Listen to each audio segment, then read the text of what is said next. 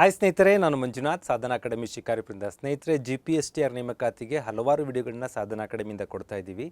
Education ಸೈಕಾಲಜಿನಲ್ಲಿ ಕಲಿಕಾ ವಲಯಗಳು, ಜ್ಞಾನಾತ್ಮಕ, ಭಾವನಾತ್ಮಕ, ಮನೋಕ್ರಿಯಾಜನ್ಯ ವಲಯ ಅನ್ನೋ ವಿಚಾರವಾಗಿ ಒಂದಷ್ಟು ಕನ್ಫ್ಯೂಷನ್ ಇರೋ ಕಾರಣಕ್ಕೆ ತುಂಬ ಕಾಮೆಂಟ್ಗಳಲ್ಲಿ ಕೇಳ್ತಾ ಇದ್ರಿ, ಸರ್ ಈ ಟಾಪಿಕ್ ಮಾಡಿಕೊಡಿ ಅಂತ. ಹಾಗಾಗಿ ಅದನ್ನು ಒಂದಷ್ಟು ಕ್ಲಿಯರ್ ಮಾಡುವಂಥ ಪ್ರಯತ್ನವನ್ನು ಇವತ್ತು ಮಾಡ್ತಾ ಇದ್ದೀನಿ. ಯಾರು ನಮ್ಮ ಚಾನಲ್ನ ಸಬ್ಸ್ಕ್ರೈಬ್ ಮಾಡಿಲ್ವೋ ಸಬ್ಸ್ಕ್ರೈಬ್ ಮಾಡಿ, ಮತ್ತು ನಮ್ಮ ಆಂಡ್ರಾಯ್ಡ್ ಆ್ಯಪನ್ನು ಡೌನ್ಲೋಡ್ ಮಾಡ್ಕೊಂಡು ಯೂಸ್ ಮಾಡ್ಕೊಳ್ಳಿ. ಟೆಲಿಗ್ರಾಮ್ ಮತ್ತಿತರ ವೇದಿಕೆ ಮೂಲಕ ನಮ್ಮ ಜೊತೆ ಟಚ್ಚಲ್ಲಿರಿ ಅಂತ ಕೇಳ್ಕೊಳ್ತಾ, ಸ್ನೇಹಿತರೆ, ವೆರಿ ಫಸ್ಟ್ ಸಿಲೆಬಸ್ಸಲ್ಲಿ ಏನಿದೆ ಅಂದರೆ domains of learning, cognitive, affective and psychomotor according to ಹೊರಾನ್ ಆ್ಯಂಡರ್ಸನ್ ಅಂತ ಇದೆ. ಇದು ಇಂಗ್ಲೀಷಲ್ಲಿ ತಪ್ಪಾಗಿದೆಯೇನೋ ಅಂದ್ಕೊಂಡ್ರೆ ಕನ್ನಡದಲ್ಲಿ ಕೂಡ ನೀಟಾಗಿ ಹೊರಾನ್ ಆ್ಯಂಡರ್ಸನ್ ಪ್ರಕಾರ ಜ್ಞಾನಾತ್ಮಕ, ಭಾವನಾತ್ಮಕ ಮತ್ತು ಮನೋಕ್ರಿಯಾಜನ್ಯ ವಲಯ ಇದ್ರ ಬಗ್ಗೆ ತಿಳ್ಕೊಬೇಕು ಅಂತ ಸಿಲೆಬಸ್ಸಲ್ಲಿ ಮೆನ್ಷನ್ ಮಾಡಿದ್ದಾರೆ. ಆದರೆ ಆ್ಯಕ್ಚುಲಾಗಿ ನೀವು ಯಾವುದೇ ಸರ್ಚ್ ಮಾಡಿದರೂ ಹೊರಾನ್ ಆ್ಯಂಡರ್ಸನ್ಗೂ ನಮ್ಮ ಎಜುಕೇಷನ್ ಸೈಕಾಲಜಿಗೂ ಅಥವಾ ಈವನ್ ಸೈಕಾಲಜಿಗೂ ಕೂಡ ಯಾವುದೇ ಸಂಬಂಧ ಇರಲ್ಲ. ಹೊರಾನ್ ಆ್ಯಂಡರ್ಸನ್ ಅನ್ನೋದು ಎರರ್ ಆಗಿದೆ ಸಿಲೆಬಸ್ಸಲ್ಲಿ. ದಟ್ ಇಸ್ ಕರೆಕ್ಟ್ ಅಂದರೆ ಲೋರಿನ್ ಆ್ಯಂಡರ್ಸನ್ ಅಂತ ಕರಿತೀವಿ. ಲೋರಿನ್ ಅಥವಾ ಲೋರೈನ್ ಆ್ಯಂಡರ್ಸನ್ ಅಂತ ಪ್ರೊನೌನ್ಸ್ ಮಾಡ್ತೀವಿ. ಆ ಲೋರೈನ್ ಆ್ಯಂಡರ್ಸನ್ ವಿಚಾರವಾಗಿ ನಾವಿಲ್ಲಿ ಕಲಿಬೇಕಾಗಿದ್ದು. ಹಾಗಾಗಿ ಇವತ್ತು ನಿಮಗೆ ಆ ಕಾನ್ಸೆಪ್ಟನ್ನು ಕ್ಲಿಯರ್ ಮಾಡ್ತೀನಿ. ಹೊರಾನ್ ಆ್ಯಂಡರ್ಸನ್ ಅಲ್ಲ, ಲೋರೈನ್ ಆ್ಯಂಡರ್ಸನ್ ಅನ್ನೋದನ್ನು ನಿಮ್ಮ ತಲೆಯಲ್ಲಿ ಫಿಕ್ಸ್ ಮಾಡ್ಕೊಳ್ಳಿ. ವೆರಿ ಫಸ್ಟ್ ಬರೋಣ. ಈ ಹೊರಾನ್ ಆ್ಯಂಡರ್ಸನ್ ಅಥವಾ ಏನು ಲೋರೈನ್ ಆ್ಯಂಡರ್ಸನ್ ಇದೆ, ಇದು ಬ್ಲೂಮ್ಸ್ ಟಾಕ್ಸಾನಮಿಯ ಲರ್ನಿಂಗ್ ಡೊಮೈನ್ಸ್ ಬರ್ತಾವಲ್ಲ, ನೀವು ಇದು ಬ್ಲೂಮ್ಸ್ ಬಗ್ಗೆ ಎಲ್ಲ ಓದಿರ್ತೀರ. ಆ ಬ್ಲೂಮ್ಸ್ ಟಾಕ್ಸಾನಮಿ ಏನು ವೈಜ್ಞಾನಿಕ ವಿಂಗಡಣೆ ಇದೆ, ಅದರ ವಿಚಾರವಾಗಿಯೇ ಸ್ವಲ್ಪ ಅಡಿಷ್ನಲ್ ಆ್ಯಡಪ್ಪನ್ನು ಚೇಂಜಸ್ಗಳನ್ನ ಮಾಡಿದ್ದ ಆ ಲೋರೈನ್ ಆ್ಯಂಡರ್ಸನ್ ಕುರಿತಾಗಿ ಚರ್ಚೆ ಮಾಡಬೇಕು ಅಂತ.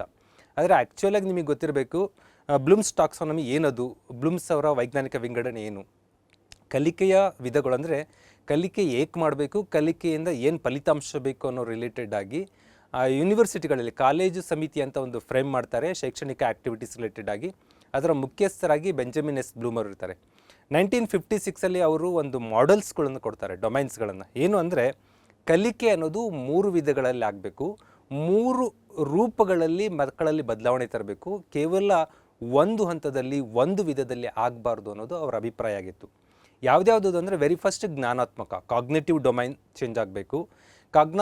ಜ್ಞಾನಾತ್ಮಕದಲ್ಲಿ ವೆರಿ ಸಿಂಪಲ್ ಸ್ಮರಣೆ, ಮೆಮೊರಿ ರಿಲೇಟೆಡ್ ಆಗಿ, ನಾಲೆಡ್ಜ್ ರಿಲೇಟೆಡ್ ಆಗಿ, ಏನು ನಾವು ಇವ್ಯಾಲ್ಯೂಯೇಷನ್ ಮಾಡಬೇಕಾದ್ರೆ ನಾಲೆಡ್ಜು, ಅಂಡರ್ಸ್ಟ್ಯಾಂಡಿಂಗ್, ಅಪ್ಲಿಕೇಶನ್ ಎಲ್ಲ ಬರಿತೀವಲ್ಲ, ಆ ಥರ ನಾಲೆಡ್ಜ್ ವಲಯ, ಮೆಮೊರಿ ವಲಯವನ್ನು ಮೇಜರಾಗಿ ಟಾರ್ಗೆಟ್ ಮಾಡ್ಕೋತಾರೆ.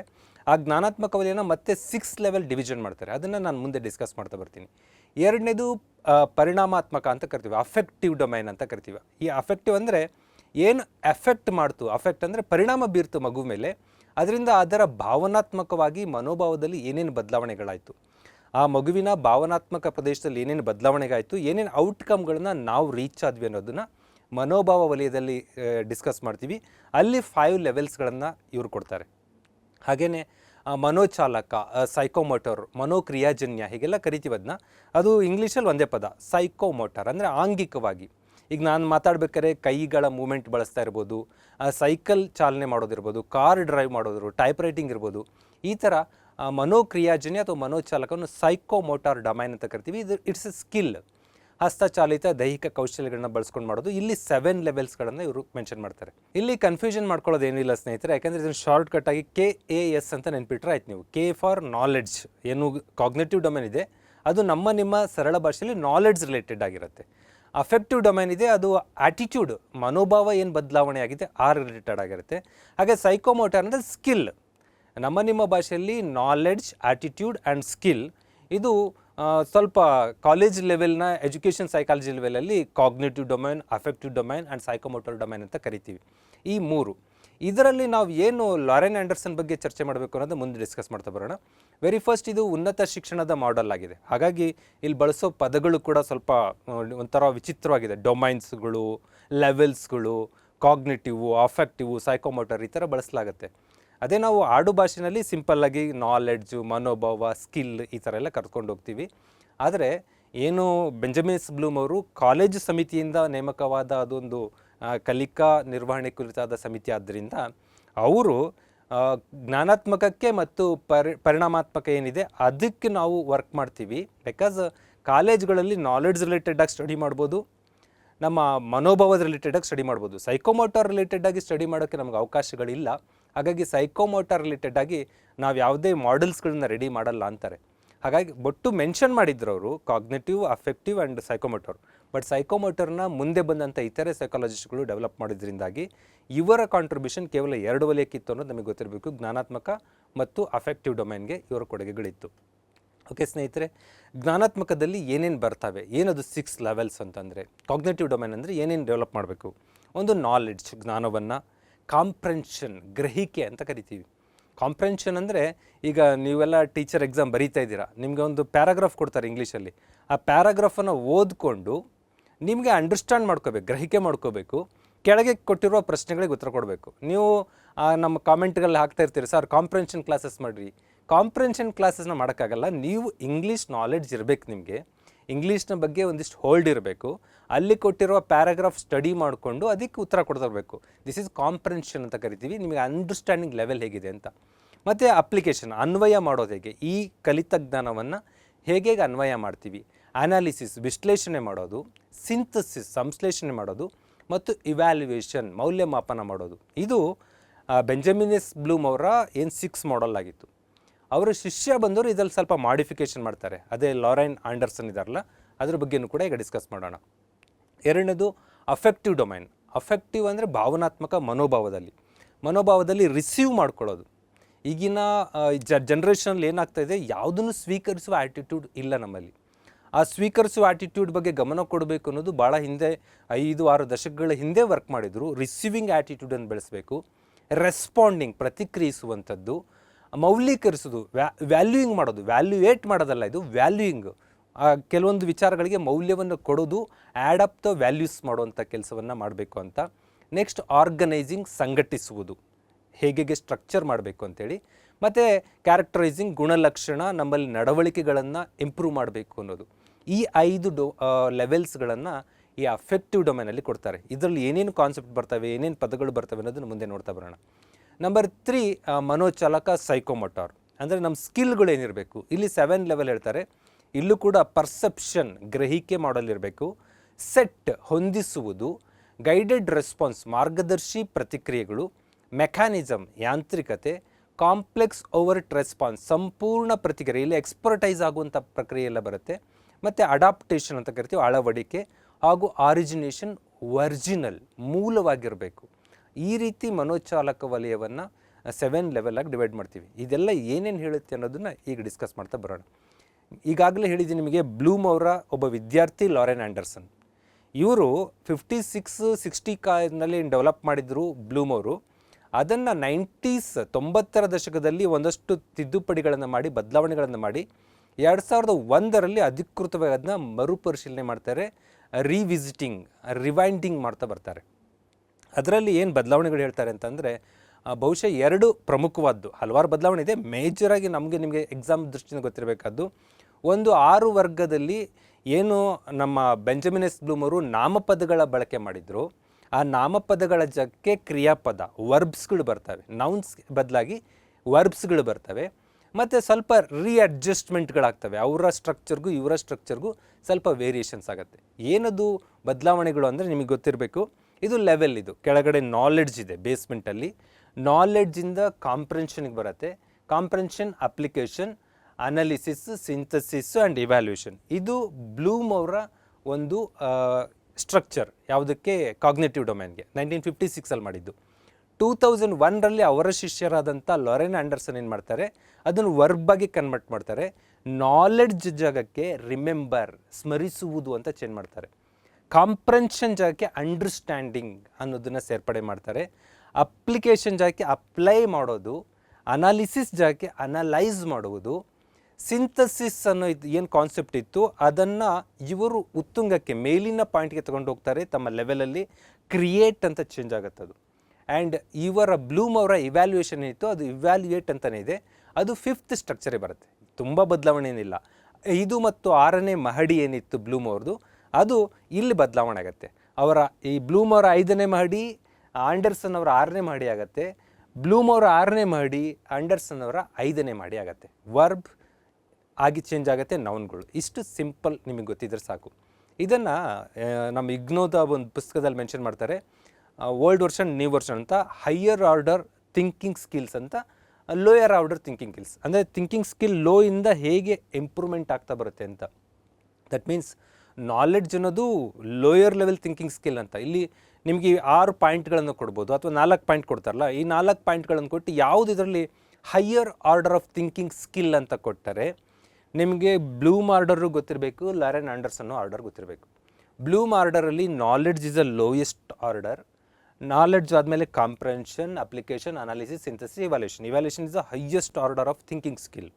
ಅದೇ ರೀತಿ ಆಂಡರ್ಸನ್ ಅವರಲ್ಲಿ remembering is the lowest order, remembering, understanding, applying, analysing and evaluating and create ಮಾಡುವುದು ಹೈಯೆಸ್ಟ್ ಆರ್ಡರ್ ಆಗಿರುತ್ತೆ ಲಾರೆನ್ ಆಂಡರ್ಸನ್ನಲ್ಲಿ. ಇಷ್ಟು 2 ಸಿಂಪಲ್ ಕ್ಲಾಸಿಫಿಕೇಷನ್ ತಿಳ್ಕೊಂಡ್ರೆ ಸಾಕು.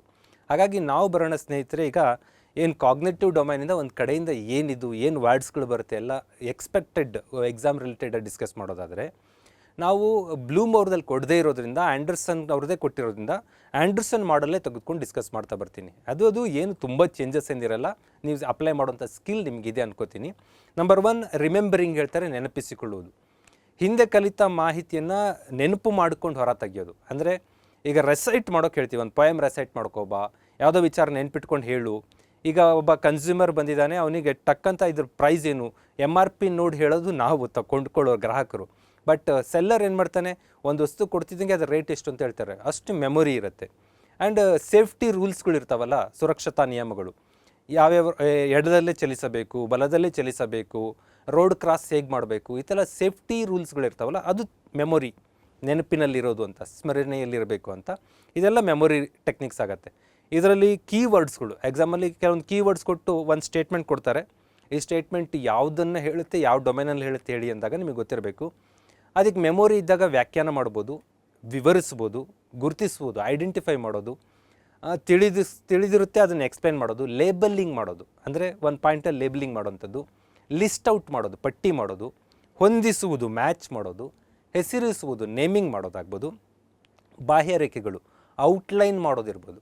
ಈಗ ನಾವು ಸೋಷಿಯಲ್ ಸೈನ್ಸಲ್ಲಿ ಏನು ಮಾಡ್ತೀವಿ, ಮ್ಯಾಪ್ಗೆ 4 ಅಂಕ ಇರುತ್ತೆ. ಮ್ಯಾಪ್ಗೆ 4 ಅಂಕ ಇದ್ದಾಗ ನಾವು ಮ್ಯಾಪ್ ಬಿಡಿಸಿ ಸ್ಥಳ ಗುರುತಿಸ್ತಾರೆ ಅಂದ್ಕೊಳ್ಳಿ, ಅದಷ್ಟು ನಾವು ಸ್ಕಿಲ್ ಅಂತ ಅನ್ಕೋತೀವಿ. ಸ್ಕಿಲ್ ಅಂದರೆ ಭಾರತ ಅನ್ನೋದು ಈ ಥರದ ರೂಪದಲ್ಲಿದೆ ಅನ್ನೋದು ಮೆಮೊರಿನ ಕೂಡ ಹೌದದು. ನಿಮಗೆ ಅದು ಆ್ಯಂಗಲ್ ಅದೇ ಥರ ಬರಬೇಕು. ಭಾರತ ಹೋಗಿ ಶ್ರೀಲಂಕಾ ಆಗೋಂಗಿಲ್ವಲ್ಲ, ಅಲ್ಲಿಗೆ ಬಾಹ್ಯರೇಖೆ ಔಟ್ಲೈನ್ ಮಾಡೋದು ಕೂಡ one of the memory based content ಆಗುತ್ತೆ. ಹಾಗೆ ಪ್ಲೇಸ್ಗಳನ್ನು ಗುರುತಿಸೋದು ಕೂಡ ಅದು ಸ್ಕಿಲ್ ಅಂತ ನಾವಲ್ಲಿ ಮಾರ್ಕ್ಸ್ ಕೊಡ್ತೀವಿ, ಬಟ್ ಅದು ಕೂಡ ಒಂದು ಮೆಮೊರಿ ಬೇಸ್ಡ್ ಆಗಿರುತ್ತೆ. ಗುರುತಿಸುವುದು, ಪುನರುತ್ಪಾದಿಸುವುದು, ಆಯ್ಕೆ ಮಾಡುವುದು, ಇವೆಲ್ಲವೂ ಕೂಡ ಇಲ್ಲಿನ ಕೀವರ್ಡ್ಸ್ಗಳು. ಇದು ಅವರೇ ಇದು ನಾನು ಕಲೆಕ್ಟ್ ಮಾಡಿದ ವರ್ಡ್ಸ್ ಅಲ್ಲ, ಬ್ಲೂಮ್ ಟಾಕ್ಸಾನಮಿಯಲ್ಲಿ ಲಿಸ್ಟ್ ಔಟ್ ಮಾಡಿರೋ ಪದಗಳಾಗಿರ್ತವೆ. ನೆಕ್ಸ್ಟ್ ಬರೋಣ ತಿಳಿವಳಿಕೆ, ಅಂಡರ್ಸ್ಟ್ಯಾಂಡಿಂಗ್. ಅಂದರೆ ಮೆಮೊರಿ ಆದ ನಂತರ ಆ ವಿಚಾರವನ್ನು ನಮ್ಮ ತಲೆಯಲ್ಲಿ ಇಟ್ಕೊಂಡು ನಾವು ಪ್ರೋಸೆಸ್ ಮಾಡಿ ರೀಪ್ರೊಡ್ಯೂಸ್ ಮಾಡ್ತಾ ಇರ್ತೀವಿ. ಇದು ತಿಳಿವಳಿಕೆ ಅಂತ ಕರಿತೀವಿ. ಇಂಗ್ಲೀಷನ್ನು ಕಲ್ತಿದ್ದೀರಿ ನೀವು ಒಂದಷ್ಟು, ಒಂದು ಪ್ಯಾರಾಗ್ರಾಫ್ ಕೊಟ್ಟಾಗ ಅದನ್ನು ಓದಿ ಅರ್ಥ ಮಾಡಿಕೊಂಡು ನೀವು ಅದಕ್ಕೆ ಬೇಕಾದ ಪ್ರಶ್ನೆಗೆ ಉತ್ತರ ಕೊಡ್ತಿರಲ್ಲ, ಕಾಂಪ್ರೆನ್ಷನ್ ಮಾಡ್ತಿರಲ್ಲ, ದಟ್ ಈಸ್ ಅಂಡರ್ಸ್ಟ್ಯಾಂಡಿಂಗ್ ಲೆವೆಲ್ಗೆ ಬರುತ್ತೆ. ಅರ್ಥ ಗ್ರಹಿಕೆ ಮಾಡ್ಕೊಳ್ಳೋದು, ಟ್ರಾನ್ಸ್ಲೇಟ್ ಮಾಡೋವಂಥದ್ದು, ವ್ಯಾಖ್ಯಾನಗಳು, ಒಂದು ಸ್ಟೇಟ್ಮೆಂಟ್ ಕೊಟ್ಟರೆ ಅದನ್ನ ಅರ್ಥ ಮಾಡ್ಕೊಳ್ಳೋದು, ಸ್ವಂತ ಮಾತುಗಳಲ್ಲಿ ಪ್ರಾಬ್ಲಮ್ ಹೇಳ್ಕೊಳ್ಳೋದು. ಅಂದರೆ ಯಾರೋ ಹೇಳಿದ್ರು ಅದನ್ನೇ ಟ್ರಾನ್ಸ್ಲೇಟ್ ಮಾಡೋದಲ್ಲ, ಇಂಡೈರೆಕ್ಟ್ ಸ್ಪೀಚ್ ಬರುತ್ತಲ್ಲ, ಆ ಥರ ಸ್ವಂತ ಮಾತುಗಳಲ್ಲಿ ನಮ್ಮ ಪ್ರಾಬ್ಲಮ್ನ ಅನಾಲಿಸಿಸ್ ಎಕ್ಸ್ಪ್ಲೈನ್ ಮಾಡ್ತೀವಲ್ಲ, ದೀಸ್ ಆಲ್ ಅಂಡರ್ಸ್ಟ್ಯಾಂಡಿಂಗ್ ಸ್ಕಿಲ್ ಆಗುತ್ತೆ.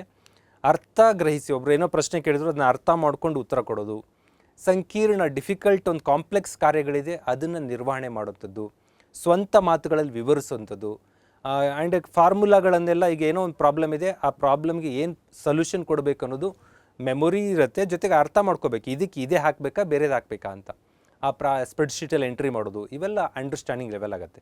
ಇದಕ್ಕೆ ಗ್ರಹಿಸುತ್ತದೆ, ಪರಿವರ್ತಿಸುತ್ತದೆ, ಸಮರ್ಥಿಸುತ್ತದೆ, ಹೀಗೆ ಹಲವಾರು ವರ್ಡ್ಗಳು. ಈ ಎಲ್ಲದನ್ನು ನಾನು ಓದ್ತಾ ಹೋಗೋಕ್ಕಾಗಲ್ಲ, ಯಾಕೆಂದರೆ ನಿಮಗೆ ಡಿಸ್ಕ್ರಿಪ್ಷನಲ್ಲಿ ನೋಟ್ಸ್ ಕೊಟ್ಟಿರ್ತೀವಿ. ಆ ನೋಟ್ಸನ್ನು ನೀವು ಡೌನ್ಲೋಡ್ ಮಾಡಿಕೊಂಡ್ರೆ ಕಂಪ್ಲೀಟಾಗಿ ನಿಮಗೆ ಇನ್ಫಾರ್ಮೇಷನ್ ಬರುತ್ತೆ. ಅಂದರೆ ಇದೇನು ನಾನು ಹೇಳ್ತಾ ಇದ್ದೀನಿ ಇದೆಲ್ಲ ನಿಮಗೆ ಓದಿದರೆ ಅಂಡರ್ಸ್ಟ್ಯಾಂಡ್ ಆಗೋ ಲೆವೆಲ್ ಇದ್ದೀರಾ. ನಾನು ಜಸ್ಟ್ ಟಚಪ್ ಕೊಟ್ಕೊಂಡು ಹೋಗ್ತೀನಿ. ನೆಕ್ಸ್ಟ್ ಬರೋಣ ಅನ್ವಯಿಸುವುದು.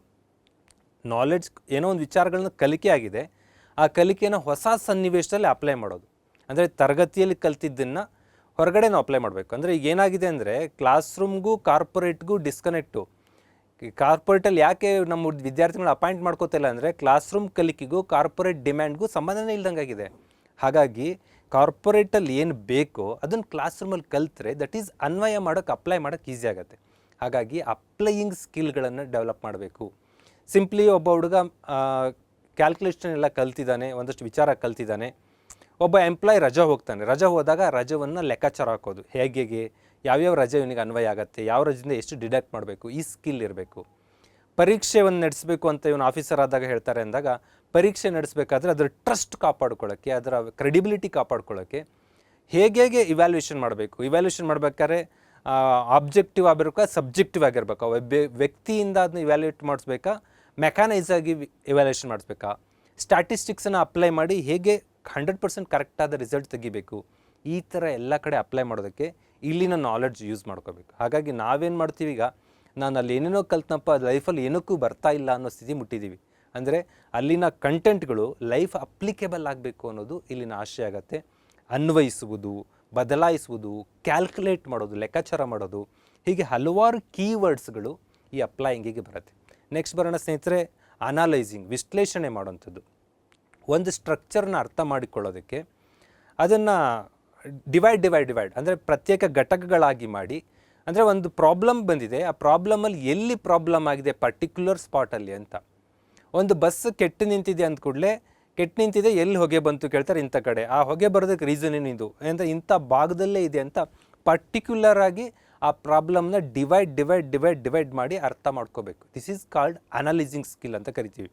ಯಾವ ಭಾಗದಲ್ಲಿ ಏನು ಇಶ್ಯೂ ಆಗಿದೆ ಅಂತ ತಿಳ್ಕೊಂಡು ಹೇಳಬೇಕು. ಈಗ ಭಾರತದಾದ್ಯಂತ ನಾವು ಒಂದಷ್ಟು ಕೋಮು ಅಸಹಿಷ್ಣುತೆ ವಾತಾವರಣ ನೋಡ್ತಾ ಇದ್ದೀವಿ. ಬಟ್ ಅದು ಎಲ್ಲಿಂದ ಸ್ಟಾರ್ಟ್ ಆಯಿತು, ಪರ್ಟಿಕ್ಯುಲರ್ಲಿ ಎಲ್ಲಿಂದ ಬಿಗಿನ್ ಆಯಿತು, ಇಷ್ಟು ದಿನ ಇಲ್ದಿದ್ದು ಒಂದು ಎಕ್ಸಾಕ್ಟ್ ಪಾಯಿಂಟ್ ಎಲ್ಲಿಂದ ಸ್ಟಾರ್ಟ್ ಆಯಿತು, ಈ ಥರ ಅನಾಲಿಸಿಸ್ ಮಾಡುವಂಥ ಸ್ಕಿಲ್ ಇರುತ್ತಲ್ಲ, ದಿಸ್ ಈಸ್ ಕಾಲ್ಡ್ ಘಟಕಗಳಾಗಿ ವಿಭಾಗ ಮಾಡಿ ಅರ್ಥ ಮಾಡ್ಕೊಳ್ಳೋದು. ಇದನ್ನು ಬಳಸಿಕೊಂಡು ಪ್ರಾಬ್ಲಮ್ ಸಾಲ್ವಿಗೆ ಟ್ರೈ ಮಾಡುವಂಥದ್ದು. ಅಂದರೆ ಬೇರೆ ಒಂದು ಆಫೀಸ್ನ ಹೆಡ್ ಆಗಿದ್ದಾರೆ, ಸಿಕ್ಕಾಪಟ್ಟೆ ಸೆಕ್ಷನ್ಸ್ಗಳಿದೆ, ಯಾವುದೋ ಒಂದು ಪರ್ಟಿಕ್ಯುಲರ್ ಸೆಕ್ಷನ್ನ ವೀಕ್ನೆಸ್ಸು ಆಫೀಸ್ನ ರಿಸಲ್ಟ್ ಮೇಲೆ ಹೊಡ್ತಾ ಕೊಡ್ಬೋದು. ಈಗ ನೀವು ಸ್ಕೂಲ್ ಹೆಡ್ ಮಾಸ್ಟರ್ ಆಗಿದ್ದೀರಾ ಅಂದ್ಕೊಳ್ಳಿ, SSLC ಎಕ್ಸಾಮಲ್ಲಿ ನಿಮ್ಮ ಶಾಲೆ ಫಲಿತಾಂಶ ಕಡಿಮೆ ಬರುತ್ತೆ. ಕಡಿಮೆ ಬರೋಕ್ಕೆ ರೀಸನ್ ಏನು, ಯಾವುದೋ ಒಂದು ಪರ್ಟಿಕ್ಯುಲರ್ ಸಬ್ಜೆಕ್ಟ್ನಲ್ಲಿ ವೀಕ್ ಆಗಿದೆ. ಆ ಪರ್ಟಿಕ್ಯುಲರ್ ಸಬ್ಜೆಕ್ಟ್ನ ವೀಕ್ನೆಸ್ಸನ್ನು ನೆಕ್ಸ್ಟ್ ಇಯರ್ ನಾವು ಹೇಗೆ ಸರಿಪಡಿಸ್ಕೊಂಡು ನಾವು ಸಮಗ್ರವಾಗಿ ಕಾರ್ಯನಿಯೋಜನೆ ಮಾಡಬೇಕು, ಈ ಥರ ತಿಳ್ಕೊಳ್ಳೋದಕ್ಕೆ ಡಿವೈಡ್ ಮಾಡಿ ಪರ್ಟಿಕ್ಯುಲರ್ ಪ್ರಾಬ್ಲಮ್ನ ಸ್ಟಡಿ ಮಾಡೋದನ್ನ ಅನಾಲಿಸಿಸ್ ಅಂತ ಕರಿತೀವಿ. ವಿಶ್ಲೇಷಿಸುತ್ತದೆ, ವಿಭಜಿಸುತ್ತದೆ, ಕಂಪೇರ್ ಮಾಡುತ್ತೆ, ಹೋಲಿಕೆ ಮಾಡೋದು. ಮ್ಯಾಥ್ಸ್ ರಿಸಲ್ಟ್ ಸೈನ್ಸ್ ರಿಸಲ್ಟ್ ಯಾಕೆ ಡಿಫರೆನ್ಸ್ ಆಯ್ತಿದ್ದು, ನೀವು ಮ್ಯಾಥಮೆಟಿಕ್ಸ್ ಅಂತಂದು ಕನ್ನಡ ಜೊತೆ ಕಂಪೇರ್ ಮಾಡೋದಲ್ಲ, ಮ್ಯಾಥ್ಸು ಸೈನ್ಸು ನಿಯರ್ಲಿ ಒಂದಷ್ಟು ಹೋಲಿಕೆ ಆಗುವಂಥದ್ದು, ಇವೆರಡರ ನಡುವೆ ಯಾಕೆ ಇಷ್ಟೊಂದು ಡಿಫ್ರೆನ್ಸ್ ಆಯಿತು, ಈ ಥರ ಸ್ಟಡಿ ಮಾಡುವಂಥದ್ದು, ರೇಖಾಚಿತ್ರಗಳನ್ನು ಬಿಡಿಸುವಂಥದ್ದು, ಈ ಎಲ್ಲ ಸ್ಕಿಲ್ಗಳನ್ನು ನಾವು ಅನಾಲೈಸಿಂಗ್ ಸ್ಕಿಲ್ ಅಂತ ಕರಿತೀವಿ. ನೆಕ್ಸ್ಟ್ ಬರೋಣ, ಇವ್ಯಾಲ್ಯುಯೇಟಿಂಗ್, ಮೌಲ್ಯಮಾಪನ ಮಾಡುವುದು.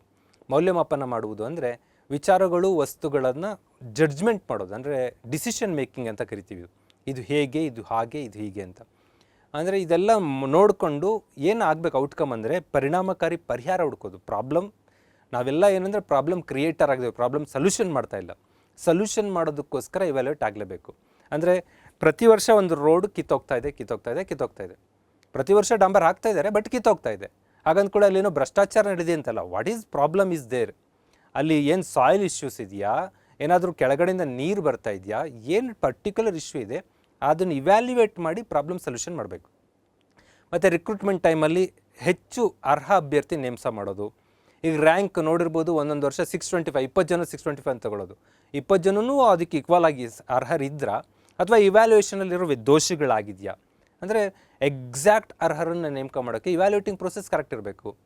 ಬಜೆಟ್ ಬಂದಿದೆ, ಬಜೆಟ್ಟು ಸಮರ್ಥನೆ ಮಾಡಬೇಕು ಅಥವಾ ಟೀಕಿಸಬೇಕು ಅಂತ ಅಂದರೆ ಆ ಬಜೆಟ್ನ ಇವ್ಯಾಲ್ಯೂಯೇಟ್ ಮಾಡಬೇಕಲ್ಲ. ಕರ್ನಾಟಕ ಬಜೆಟ್ ಬಂದಿದೆ, ಸೆಂಟ್ರಲ್ ಬಜೆಟ್ ಬಂದಿದೆ, ಆ ಬಜೆಟ್ನ ನೀವು ಸಮರ್ಥಿಸಬೇಕು ಅಂದರೂ ನೀವು ಅದನ್ನು ಇವ್ಯಾಲ್ಯೂಯೇಟ್ ಮಾಡಬೇಕಾಗತ್ತೆ, ಅದನ್ನ ಟೀಕಿಸಬೇಕು ಅಂದರೆ ಇವ್ಯಾಲ್ಯೂಯೇಟ್ ಮಾಡಬೇಕಾಗತ್ತೆ. ಹಾಗಾಗಿ ಮೌಲ್ಯಮಾಪನ ಮಾಡುವುದು, ಹೋಲಿಸುವುದು, ತೀರ್ಮಾನಿಸುವುದು, ಈ ಥರ ಎಲ್ಲ ಪದಗಳು ನಾವು ಇವ್ಯಾಲ್ಯೂಯೇಟಿಂಗಲ್ಲಿ ಕರಿತೀವಿ. ಈ ಸ್ಕಿಲ್ಲನ್ನು ಕೂಡ ಮಕ್ಕಳು ಡೆವಲಪ್ ಮಾಡಬೇಕಾಗತ್ತೆ.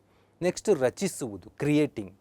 ಇದು ಹೊರಾನ್ ಆ್ಯಂಡರ್ಸನ್ ಅವರ ಬದಲಾವಣೆಯಲ್ಲಿ ಸೇರಿದಂಥ ಒಂದು ಇದು ಸಿಂಥಸಿಸ್ ಅಂತ ಏನಿತ್ತು, ಸಿಂಥಸಿಸ್ ಜಾಗಕ್ಕೆ ಕ್ರಿಯೇಟಿಂಗ್ ಬರುತ್ತೆ. ಈ ಕ್ರಿಯೇಟಿಂಗ್ ಅಂತ ಅಂದರೆ ಹೊಸ ವೈವಿಧ್ಯಮಯ ಅಂಶಗಳಿಂದ ನ್ಯೂ ಮಾಡೆಲ್ ಕ್ರಿಯೇಟ್ ಮಾಡಬೇಕಾಗುತ್ತೆ. ಅಂದರೆ ಹೊಸ ಅರ್ಥ ಕ್ರಿಯೇಟ್ ಮಾಡೋದು, ಹೊಸ ಭಾವ ಕ್ರಿಯೇಟ್ ಮಾಡ್ಬೋದು, ಹೊಸ ರಚನೆಗಳನ್ನು ಸೃಷ್ಟಿ ಮಾಡ್ಬೋದು. ಈ ಕವಿಗಳು ಹೊಸ ಸೃಷ್ಟಿ ಮಾಡ್ತಾರೆ, ಡೈರೆಕ್ಟರ್ಸು ಹೊಸ ಮೂವಿಗಳನ್ನು ತಯಾರು ಮಾಡ್ತಾರೆ. ಸ್ಟಾರ್ಟಪ್ ಅಂತ ಕೇಳ್ತಾ ಇರ್ತೀವಿ ಪದಗಳು. ಸ್ಟಾರ್ಟಪ್ ಕಂಪನಿಗಳಂದರೆ ಅವ್ರು ಏನು ಇವತ್ತಿನವರೆಗೂ ಇಲ್ಲದಿರೋಂಥ ಹೊಸ ಒಂದು ಉದ್ದಿಮೆಯನ್ನು ಸ್ಟಾರ್ಟ್ ಮಾಡ್ತಾರೆ. ನಾವು ಆಟೋ ಬುಕ್ ಮಾಡ್ಕೊಂಡು ಹೋಗೋದು ನೋಡ್ತಾ ಇದ್ವಿ, ಕಾರ್ ಬುಕ್ ಮಾಡ್ಕೊಂಡು ಹೋಗೋದು ನೋಡ್ತಾ ಇದ್ವಿ. ಆದರೆ ಆನ್ಲೈನ್ ಮೂಲಕ ಬುಕ್ ಮಾಡ್ಬೋದು ಅನ್ನೋದು ಓಲಾ ಓಬರ್ಗಳೆಲ್ಲ ತೋರಿಸಿದ್ರು. ಅಂಥ ಟೈಮಲ್ಲಿ ಇನ್ನೊಬ್ಬರು ಕರ್ನಾಟಕದಲ್ಲಿ ಒಬ್ಬ ಹುಡುಗ ಏನು ಮಾಡ್ತಾರೆ, ನೀವು ಆನ್ಲೈನ್ ಬುಕ್ ಮಾಡೋದಾದರೆ ನೀವು ನಿಂತ ಜಾಗದಲ್ಲೇ ಬೈಕ್ಗಳಿರುತ್ತೆ, ಬೈಕ್ಗಳು ಎಲ್ಲಿ ಬೇಕಲ್ಲಿ ನಿಲ್ಲಿಸಿ ಎಲ್ಲಿ ಬೇಕಲ್ಲಿ ತೊಗೊಂಡು ಹೋಗ್ರಿ ಅಂತೇಳಿ ಒಂದು bike self riding bike system ತರ್ತಾರೆ. ಹೀಗೆ ಹೊಸ ಅದನ್ನು ಕ್ರಿಯೇಟ್ ಮಾಡೋವಂಥದ್ದು ಎಲ್ಲ ಸೆಕ್ಟರ್ಲು, even in the movies, even in the media, ಎಲ್ಲ ಈವನ್ ಇನ್ ದ ಸ್ಕೂಲ್ ಸೆಕ್ಟರಲ್ಲೂ ಕೂಡ ಹೇಗೆ ಮಕ್ಕಳನ್ನು ಶಾಲೆಗೆ ಕರ್ತರಬೇಕು, ಹೊಸ ಕ್ರಿಯೇಟಿವಿಟಿ. ನಮಗೆಲ್ಲ ಒಂದು ಮಾಡೆಲ್ ಅಂದರೆ ಮಹಾರಾಷ್ಟ್ರದಲ್ಲಿ ಒಬ್ಬ ಶಿಕ್ಷಕರಿಗೆ ಸುಮಾರು 7 ಕೋಟಿಯಷ್ಟು ಬಹುಮಾನ ಬರುತ್ತೆ ಲಂಡನ್ ಕಡೆಯಿಂದ, ಅಂದರೆ ಯುರೋಪಿಯನ್ ಒಂದು ದೇಶದ ಬಹುಮಾನ ಅದು ಲಾಸ್ಟ್ ಇಯರಲ್ಲಿ. ಏನಕ್ಕೆ ಅಂದರೆ ಆತ ಕೋವಿಡ್ ಟೈಮಲ್ಲಿ ಶಾಲೆನ ಹೇಗೆ ಕ್ರಿಯೇಟಿವ್ ಆಗಿ ನಿಭಾಯಿಸಿದ, ಅದ್ರ ಹಿಂದೂ ಕೂಡ ಕ್ರಿಯೇಟಿವ್ ಆಗಿದ್ದರು, ಆ ಟೈಮಲ್ಲೂ ಅದ್ಭುತವಾಗಿ ನಿಭಾಯಿಸಿದ್ರು. ಅಂಥದ್ದೊಂದು ಅದ್ಭುತವಾದ ಪ್ರಶಸ್ತಿಗೆ ಆತ ಆಯ್ಕೆ ಆಗ್ತಾರೆ. ಅಂದರೆ ಕ್ರಿಯೇಟಿವಿಟಿ ಅಂದರೆ ನಮಗೆ ಹಾಡುಗಾರರು ಆ್ಯಂಡ್ ದೆನ್ನು ಕವಿಗಳು, ವಿಜ್ಞಾನಿಗಳು ಅಷ್ಟೇ ಅಲ್ಲ, every person is A creator. ಎಲ್ಲ ಕಡೆಯೂ ಕನ್ಸ್ಟ್ರಕ್ಷನ್ ವಿಭಾಗದಲ್ಲಿ ಒಂದು ಗೋಡೆ ಕಟ್ಟಬೇಕಾದ್ರೂ ಕೂಡ ಕ್ರಿಯೇಟಿವಿಟಿ ಬೇಕಾಗತ್ತೆ, ಅದನ್ನು ಡೆವಲಪ್ ಮಾಡೋಂಥದ್ದು. ಇದು ಕಂಪನಿಯ ಕಾರ್ಯಾಚರಣೆಗೆ, ಕಂಪನಿಯ ಮ್ಯಾನ್ಯುಯಲ್ ರೆಡಿ ಮಾಡೋದಕ್ಕೆ, ಹೊಸ ಯಂತ್ರ ಇವತ್ತಿನವರೆಗೂ ನೋಡದೇ ಇರೋಂಥ ಯಂತ್ರಗಳನ್ನ ಡಿಸೈನ್ ಮಾಡೋದಕ್ಕೆ. ನಾವೆಲ್ಲ ಪೆಟ್ರೋಲ್ ಡೀಸೆಲ್ ಕಾರ್ಗಳನ್ನ ನೋಡಿದ್ವಿ, ಇದ್ದಕ್ಕಿದ್ದಂಗೆ ಎಲೆಕ್ಟ್ರಿಕ್ ಕಾರ್ಗಳು, ಎಲೆಕ್ಟ್ರಿಕ್ ಬೈಕ್ಗಳು ಬರೋಕ್ಕೆ ಬಂತು. That is new design. ನಾವೆಲ್ಲ ಕಲ್ಲಿದ್ದಲನ್ನ ಬರ್ನ್ ಮಾಡಿ ವಿದ್ಯುತ್ ತಯಾರು ಮಾಡೋದು ನೋಡ್ತಾ ಇದ್ವಿ, ಕಲ್ಲಿದ್ದಲ್ಲೂ ಇಲ್ಲ, ಹೊಗೆನೂ ಇಲ್ಲ, ಏನೂ ಇಲ್ದಂಗೆ ಸೋಲಾರ್ ಪವರಿಂದ ವಿದ್ಯುತ್ ಉತ್ಪಾದನೆ ಮಾಡೋದು ನೋಡ್ತಾ ಇದ್ವಿ. ಹೀಗೆ ಹೊಸ ಡಿಸೈನ್ಗಳು ಮಾಡೋದು, ಸಮಸ್ಯೆ ಪರಿಹರಿಸೋದು, ಈ ಥರದನ್ನೆಲ್ಲ ನಾವು ಕ್ರಿಯೇಟಿಂಗ್ ಅಂತ ಕರಿತೀವಿ. ಇಲ್ಲಿ ವರ್ಗೀಕರಿಸುವುದು, ಸಂಯೋಜಿಸುವುದು, ಸಂಕಲಿಸುವುದು, ಹೀಗೆ ಹಲವಾರು ಪದಗಳು ಇದಕ್ಕೆ ರಿಲೇಟೆಡ್ ಆಗಿ ಬರುತ್ತೆ ಕ್ರಿಯೇಟಿಂಗಿಗೆ. ಇದಿಷ್ಟು ಕಾಗ್ನಿಟಿವ್ ಡೊಮೈನ್ಗೆ ಸಂಬಂಧಪಟ್ಟ ಪ್ರಮುಖ ವಿಚಾರ ಮತ್ತು ಅದಕ್ಕೆ ಸಂಬಂಧಪಟ್ಟ ಉದಾಹರಣೆಗಳು, ಕೀವರ್ಡ್ಸ್ಗಳು. ಇದು ಕೆಳಗೆ ಡಿಸ್ಕ್ರಿಪ್ಷನಲ್ಲಿ ನೋಟ್ಸಲ್ಲಿ ಇರುತ್ತೆ, ಒಂದ್ಸರಿ ನೀವು ನೋಡ್ಕೊಂಡ್ರಿ ಅಂದರೆ ಆರಾಮಾಗಿ ಈ ಪ್ರಶ್ನೆಗಳಿಗೆಲ್ಲ ಉತ್ತರ ಬರೀಬೋದು. ಸ್ನೇಹಿತರೆ, ಎರಡನೇದು ಬರೋಣ, ಅಫೆಕ್ಟಿವ್ ಡೊಮೈನ್. ಪರಿಣಾಮಾತ್ಮಕ ವಲಯ ಅಂತ ಕರಿತೀವಿ.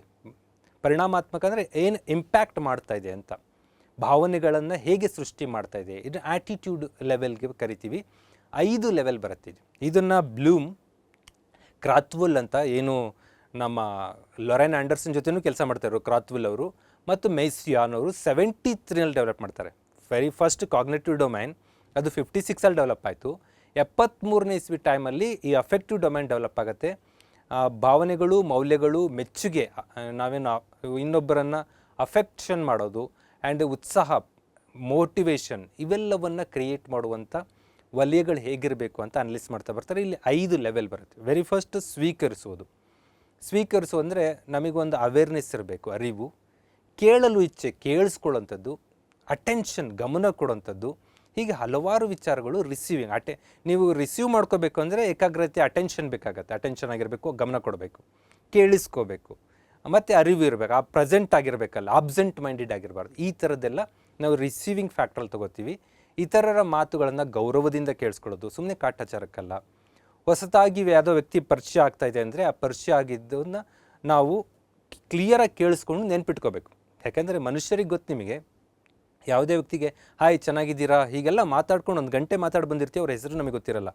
ಆದರೆ ಯಾವುದೇ ವ್ಯಕ್ತಿಗೆ ಆ ಥರ ಆಕೆಯ ಹೆಸರಿಂದ ಕರೆದಾಗ ಅವರಿಗೆ ತುಂಬ ಖುಷಿಯಾಗುತ್ತೆ. ಆ ಖುಷಿಯನ್ನು ಕಾಪಾಡ್ಕೋಬೇಕಂದ್ರೆ ತುಂಬ ಸೂಪರ್ ಸ್ಕಿಲ್ ಅಂದರೆ ಇಷ್ಟೇ. ಯಾವುದೇ ವ್ಯಕ್ತಿನ ಅವ್ರ ಹೆಸರಿಂದ ಮಾತಾಡಿಸ್ಬಿಟ್ರೆ ನೀವು, ಅವರು ತುಂಬ ನಿಮಗೆ ಫ್ರೆಂಡ್ ಆಗಿಬಿಡ್ತಾರೆ, ಫ್ಯಾನ್ ಆಗಿಬಿಡ್ತಾರೆ. ಹಾಗಾಗಿ ಆ ಸ್ಕಿಲ್ ಬೆಳೆಸೋಂಥದ್ದು. ಇದು ಫ್ಯಾನ್ ಆಗಲಿ ಅಂತ ಡ್ರಾಮೆಟಿಕ್ ಮಾಡೋದಲ್ಲ, ಇದು ಆ್ಯಟಿಟ್ಯೂಡ್ ಆಗಿರಬೇಕು. ಇನ್ನೊಬ್ಬ ವ್ಯಕ್ತಿಯನ್ನು ಹೆಸರನ್ನು ತುಂಬ ನೀಟಾಗಿ ನೆನ್ಪಿಟ್ಕೊಳ್ಳೋಂಥದ್ದು. ಇಲ್ಲಿ ಕೇಳಿಸಿಕೊಳ್ಳುವುದು, ಆಯ್ಕೆ ಮಾಡುವುದು, ಅನುಸರಿಸುವುದು, ಹಿಡಿದಿಟ್ಟುಕೊಳ್ಳುವುದು, ಇವೆಲ್ಲವೂ ಕೂಡ.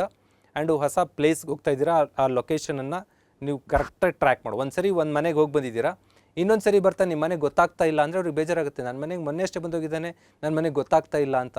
ಅಂದರೆ ಲೊಕೇಶನ್ ಟ್ರ್ಯಾಕಿಂಗ್ ಕೂಡ ಕರೆಕ್ಟಾಗಿರಬೇಕು. ಹೆಸರಿಡ್ದು ಹೇಳೋಂಥದ್ದು, ಇವೆಲ್ಲ ರಿಸೀವಿಂಗ್ ಫ್ಯಾಕ್ಟ್ರಲ್ಲಿ ಬರುತ್ತೆ. ರಿಸೀವಿಂಗ್ ಫ್ಯಾಕ್ಟ್ರಲ್ಲಿ ಕೇವಲ ಇದು ನಾಲೆಡ್ಜ್ ಅಂತ ಅಂದ್ಕೊಳ್ಳೋಂಗಿಲ್ಲ, ಮೆಮೊರಿ ಬೇಕು ಅಂದರೆ ನೀವು ಈ ಆ್ಯಟಿಟ್ಯೂಡ್ ಇರಬೇಕು. ಈ ಆ್ಯಟಿಟ್ಯೂಡ್ ಸ್ವೀಕಾರ ಮಾಡೋ ಆ್ಯಟಿಟ್ಯೂಡ್ ಇಲ್ಲ ಅಂದರೆ ನಿಮಗೆ ನಾಲೆಡ್ಜಾಗಿ ವರ್ಕೌಟ್ ಆಗಲ್ಲ ಅದು. ನಂಬರ್ 2, ಪ್ರತಿಕ್ರಿಯಿಸೋದು, ರೆಸ್ಪಾಂಡ್ ಮಾಡೋಂಥದ್ದು. ಅಂದರೆ ಕ್ಲಾಸ್ ರೂಮಲ್ಲಿ ನೀವು ಪಾಠ ಮಾಡ್ತಾಯಿದ್ದೀರಾ, ಒಂದು 40 ನಿಮಿಷ ಪಾಠ ಮಾಡಿ ಅಥವಾ 35 ನಿಮಿಷ ಪಾಠ ಮಾಡಿ ಇಂಟ್ರ್ಯಾಕ್ಷನಿಗೆ ಬರ್ತೀರಾ, ಪ್ರಶ್ನೆ ಕೇಳೋದು. ಯಾವ ಹುಡುಗರು ರೆಸ್ಪಾಂಡ್ ಮಾಡಲಿಲ್ಲ ಅಂದರೆ ನಿಮ್ಮ ಕಥೆ ಏನಾಗಬೇಕು ಟೀಚರ್ಸ್ಗಳದ್ದು.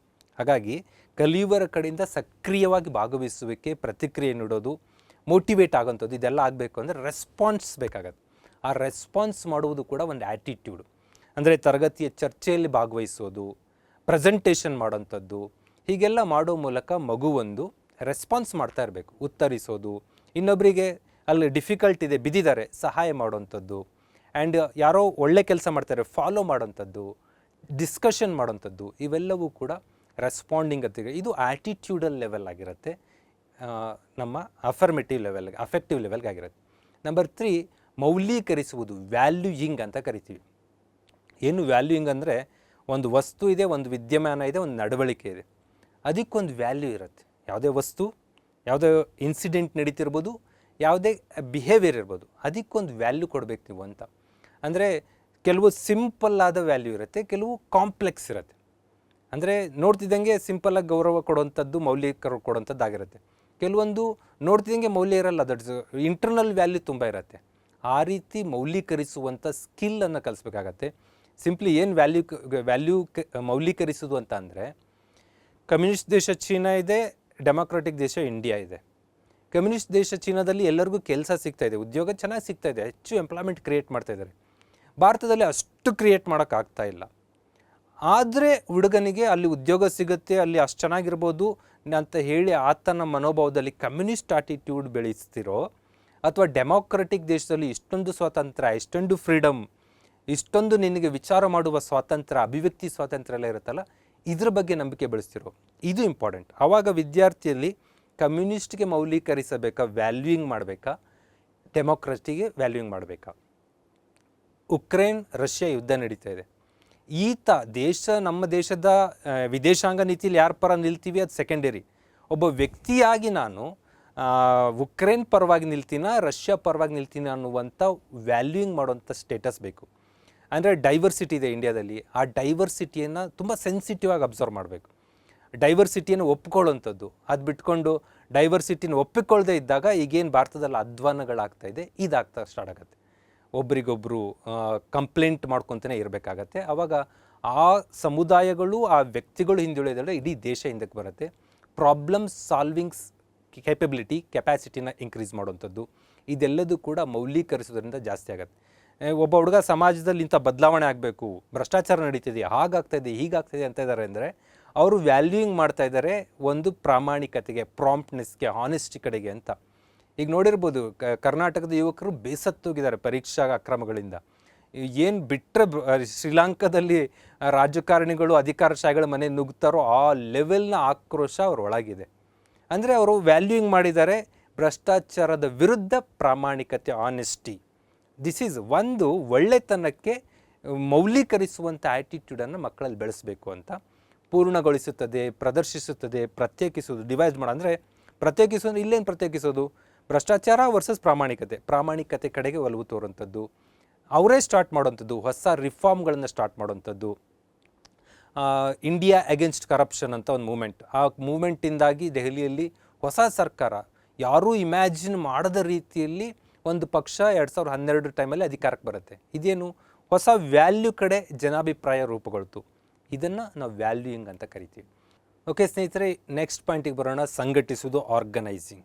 ಇದು ಅತ್ಯಂತ ಡಿಫಿಕಲ್ಟ್ ಟಾಸ್ಕ್. ಯಾಕಂದರೆ ಇಂಡಿವಿಜುವಲ್ ಆಗಿ ನಾವು ಏನಾದರೂ ಒಪ್ಕೊಳ್ಬೋದು, ಏನಾದರೂ ರಿಜೆಕ್ಟ್ ಮಾಡ್ಬೋದು. ಆದರೆ ಒಂದು ಆರ್ಗನೈಸ್ ಆದಾಗ ನಾವು ಆರ್ಗನೈಸ್ ಒಳಗಡೆ ವ್ಯತಿರಿಕ್ತ ಮೌಲ್ಯಗಳಿರ್ತವೆ. ಅಂದರೆ ಒಬ್ಬೊಬ್ಬ ಪರ್ಸನ್ಗೆ ಒಬ್ಬೊಬ್ಬರು ವ್ಯಾಲ್ಯೂ ಇರುತ್ತೆ. ಆ ವ್ಯಾಲ್ಯೂಗಳ ನಡುವೆ ಸಂಘರ್ಷ ಉಂಟಾದಾಗ ನೀವು ಅದರಲ್ಲಿ ಬ್ಯಾಲೆನ್ಸ್ ಮಾಡಿಕೊಂಡು ಸಕ್ಸಸ್ ಕಾಣೋದು. ಈಗ ಸ್ವಾತಂತ್ರ್ಯ ಇದೆ ಮತ್ತು ನಿರ್ಬಂಧ ಇದೆ. ಅಂದರೆ ನಮ್ಮ ದೇಶದಲ್ಲಿ ನಮಗೆ freedom of right to freedom ಇದೆ, ಸ್ವಾತಂತ್ರ್ಯದ ಹಕ್ಕು. ಸ್ವಾತಂತ್ರ್ಯದ ಹಕ್ಕು ಇದೆ ಅಂದ್ಕೊಳ್ಳೆ ನಾನು ಹೇಗೆ ಬೇಕಾದರೂ ಬಿಹೇವ್ ಮಾಡ್ಬೋದಾ, ಅಥವಾ ಜವಾಬ್ದಾರಿಯುತ ನಡವಳಿಕೆ ಮಾಡಬೇಕಾ? ಇದೆರಡು ನಡುವೆ ಬ್ಯಾಲೆನ್ಸ್ ಮಾಡೋದು, ಸ್ವಾತಂತ್ರ್ಯ ಮತ್ತು ಜವಾಬ್ದಾರಿ. ಇನ್ನೊಬ್ಬರ ನಡವಳಿಕೆಯಲ್ಲಿ ಸ್ವಲ್ಪ ಏರುಪೇರಿದ್ದರೆ ಅದನ್ನು ಬ್ಯಾಲೆನ್ಸ್ ಮಾಡಿ ತೆಗೆದುಕೊಂಡು ಹೋಗುವಂಥದ್ದು, ಸಮಸ್ಯೆಗಳ ಪರಿಹಾರದಲ್ಲಿ ನಮ್ಮ ಪಾತ್ರ ವಹಿಸುವಂಥದ್ದು. ದಿಸ್ ಈಸ್ ಕಾಲ್ಡ್ ಆರ್ಗನೈಸಿಂಗ್, ಸಂಘಟಿಸುವುದು ಅಂತ ಕರಿತೀವಿ. This is difficult task. ಈ ಥರ ಕೆಲಸಗಳನ್ನು ಅವನ ಮನಸ್ಸಲ್ಲಿ ಸಂಘಟನಾತ್ಮಕವಾಗಿ ಬೆಳೆಯುವಂಥದ್ದು, ಸಂಘಟನಾಕಾರವಾಗಿ ರೂಪಿಸುವಂಥ ಹ್ಯಾಬಿಟನ್ನು ನಾವು ಬೆಳೆಸಬೇಕಾಗತ್ತೆ. ನೆಕ್ಸ್ಟ್ ಬರೋಣ. ಇದರಲ್ಲಿ ಕೀವರ್ಡ್ಸ್ಗಳು ಬದ್ಧವಾಗಿರೋದು. ಒಂದು ಐಡಿಯಾಲಜಿ ಇದೆ, ಆ ಐಡಿಯಾಲಜಿಗೆ ಬದ್ಧರಾಗಿರೋದು. ಒಂದು ಐಡಿಯಾಲಜಿ ಸರಿ ಇಲ್ಲ, ಮಾರ್ಪಡಿಸುವಂಥ ಆ್ಯಟಿಟ್ಯೂಡ್ ಬೆಳೆಸೋಂಥದ್ದು, ಜೋಡಿಸುವಂಥದ್ದು, ಸಂಯೋಜಿಸುವುದು, ಹೋಲಿಸುವುದು, ಕಂಪೇರ್ ಮಾಡೋದು. ಈ ಥರ ಆ್ಯಟಿಟ್ಯೂಡನ್ನು ನಾವು ಆರ್ಗನೈಸಿಂಗಲ್ಲಿ ಕೀವರ್ಡ್ಸ್ ಆಗಿ ನೋಡ್ತೀವಿ. ನೆಕ್ಸ್ಟ್ ಬರೋಣ. ನಡವಳಿಕೆ ರೂಪಿಸುವುದು, ಕ್ಯಾರೆಕ್ಟರೈಸಿಂಗ್ ಅಂತ ಕರಿತೀವಿ. ಕ್ಯಾರೆಕ್ಟರೈಸಿಂಗ್ ಅಂದರೆ ಈ ನಡವಳಿಕೆ ಇದೆಯಲ್ಲ, ಇದು ತುಂಬ ವ್ಯಾಪಕ, ಸ್ಥಿರವಾದ್ದು ಮತ್ತು ಊಹಿಸಬಹುದಾದ ಒಂದು ಲಕ್ಷಣ ಆಗಿರುತ್ತೆ. ಅಂದರೆ ಕಲಿಯೋರಲ್ಲಿ ತುಂಬ ಡೈವರ್ಸ್ ಆದಂಥ ಬಿಹೇವಿಯರ್ ಇರುತ್ತೆ. ಕೆಲವೊಂದು ಸ್ಟ್ಯಾಗ್ನೆಂಟ್ ಆಗಿರುತ್ತೆ, ಆ ಬಿಹೇವಿಯರ್ ಹಾಗೆ ಒಂದು 3-4 ವರ್ಷದಿಂದ ಮುಂದುವರ್ಸ್ಕೊಂಬಂದಿರ್ತಾರೆ.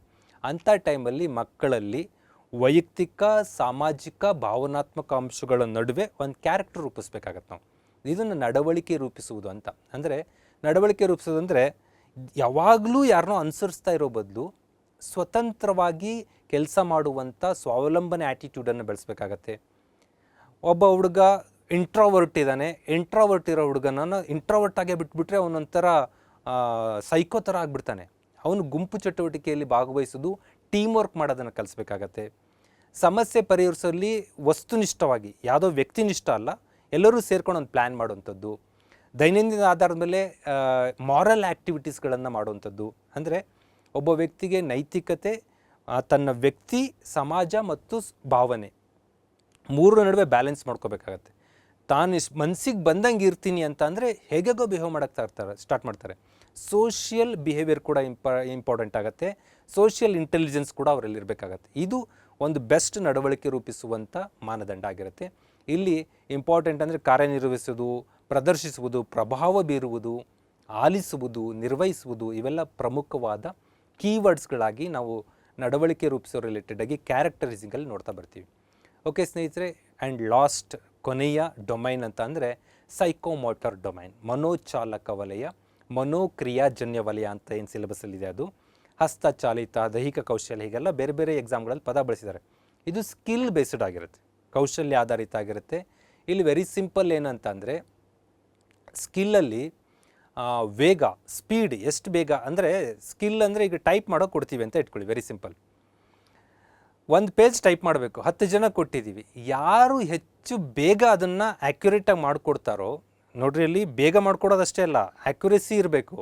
ಬೇಗ ಮತ್ತು ಆ್ಯಕ್ಯುರೇಸಿ ಎರಡಿದ್ದರೆ ಅದು ಸೈಕೋಮೋಟರ್ ಸ್ಕಿಲ್ ಚೆನ್ನಾಗಿದೆ ಅಂತ ಅರ್ಥ. ಡ್ರೈವಿಂಗ್ ಮಾಡೋರಿಗೆ ಕೊಟ್ಟಾಗ ಒಂದು 100 ಕಿಲೋಮೀಟ್ರ್ ಹೋಗ್ತಿದ್ದಂಗೆ ಸುಸ್ತಾಗ್ತಾ ಇದೆ ಅಂತ ಅಂದರೆ ಅವನಿಗೆ ಆ ಸ್ಕಿಲ್ ಇನ್ನೂ ಪರಿಪೂರ್ಣ ಇಲ್ಲ ಅಂತ. ಒಂದು 500 ಕಿಲೋಮೀಟ್ರ್ ಹೋಗ್ಬಾ ಅಂತಂದರೂ ಆರಾಮಾಗಿ ಹೋಗಿ ಬರೋವಂಥದ್ದು, ಲಾಂಗ್ ಸ್ಟ್ಯಾಂಡಿಂಗ್ ಆಗಿ ಅದನ್ನು ನಿರ್ವಹಿಸುವಂಥದ್ದು.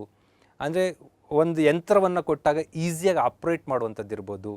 ಯಾವುದೇ ಆಪ್ರೇಷನ್ಗೆ ಕೆಲಸಗಳಿಗೆ ಕೊಟ್ಟಾಗ ಅಲ್ಲಿ ಏನು ತಾನು ಇಂಜುರಿ ಮಾಡ್ಕೊಂಡಂಗೆ ನಿರ್ವಹಿಸುವಂಥದ್ದಾಗಿರ್ಬೋದು. ದಟ್ ಮೀನ್ಸ್ ಸೈಕಲ್ ಹೊಡೀರಿ ಅಂದಾಗ ಬಿದ್ದು ಗಾಯ ಮಾಡ್ಕೊಳ್ಳೋದು, ಬೈಕ್ ಓಡಿಸ್ರಿ ಅಂದಾಗ ಬಿದ್ದು ಗಾಯ ಮಾಡ್ಕೊಳ್ಳೋದು, ಕಾರ್ ಓಡಿಸ್ರಿ ಅಂದಾಗ ಹೋಗಿ ಆಕ್ಸಿಡೆಂಟ್ ಮಾಡೋವಂಥದ್ದು. ಈ ಥರ ಮಾಡಿಕೊಂಡ್ರೆ ಅಲ್ಲಿ ಸ್ಕಿಲ್ ಆಗಿಲ್ಲ ಅಂತ ಅರ್ಥ. ಹಾಗಾಗಿ ಇದು ಕಾಲೇಜ್ನಲ್ಲಿ, ಕ್ಲಾಸ್ ರೂಮಲ್ಲಿ ಅಷ್ಟು ಈಸಿಯಾಗಿ ಮಾಡೋಕ್ಕಾಗಲ್ಲ ಅಂತಲೇ ಬ್ಲೂಮ್ ಅವರು ಇದ್ರ ಬಗ್ಗೆ ಏನೂ ವಿಶ್ಲೇಷಣೆ ಮಾಡಲಿಲ್ಲ. ನಂತರ ಬಂದ ಎಜುಕೇಷನ್ ಸೈಕಾಲಜಿಸ್ಟ್ಗಳು ಇದನ್ನ ಡೆವಲಪ್ ಮಾಡ್ತಾ ಬರ್ತಾರೆ. ಇಲ್ಲಿ ಪ್ರಮುಖವಾಗಿ 7 ಕ್ಯಾಟಗರಿ ನೋಡ್ತೀವಿ. ನಾಟ್ 6 ಕ್ಯಾಟಗರಿ ಅಂತ ಇಲ್ಲಿ ಮೆನ್ಷನ್ ಆಗಿದೆ, 6 ಅಲ್ಲ 7 ಕ್ಯಾಟಗರೀಸ್. ಯಾವುದು 7 ಕ್ಯಾಟಗರೀಸ್? ಒಂದು ಗ್ರಹಿಕೆ. ಏನು ಸರ್ ಈ ಪದಗಳು ಅಲ್ಲೂ ಇತ್ತಲ್ಲ ಅಂದರೆ, ಅಲ್ಲಿ ಅದನ್ನು ರಿಸೀವ್ ಮಾಡ್ಕೊಳ್ಳೋ ಥರನೇ ಬೇರೆ, ಇಲ್ಲಿ ಅದನ್ನು ರಿಸೀವ್ ಮಾಡ್ಕೊಳ್ಳೋ ಥರನೇ ಬೇರೆ. ಇಲ್ಲಿ ಪರ್ಸೆಪ್ಷನ್ ಅಂತ ಕರಿತೀವಿ. ಪರ್ಸೆಪ್ಷನ್ ಅಂದರೆ ನಮ್ಮ ಮೋಟಾರುಗಳಂದ್ರೆ, ಅಂದರೆ ನಮ್ಮ ಚಟುವಟಿಕೆಗಳೇನಿದೆ, ಆಂಗಿಕ ಚಟುವಟಿಕೆ.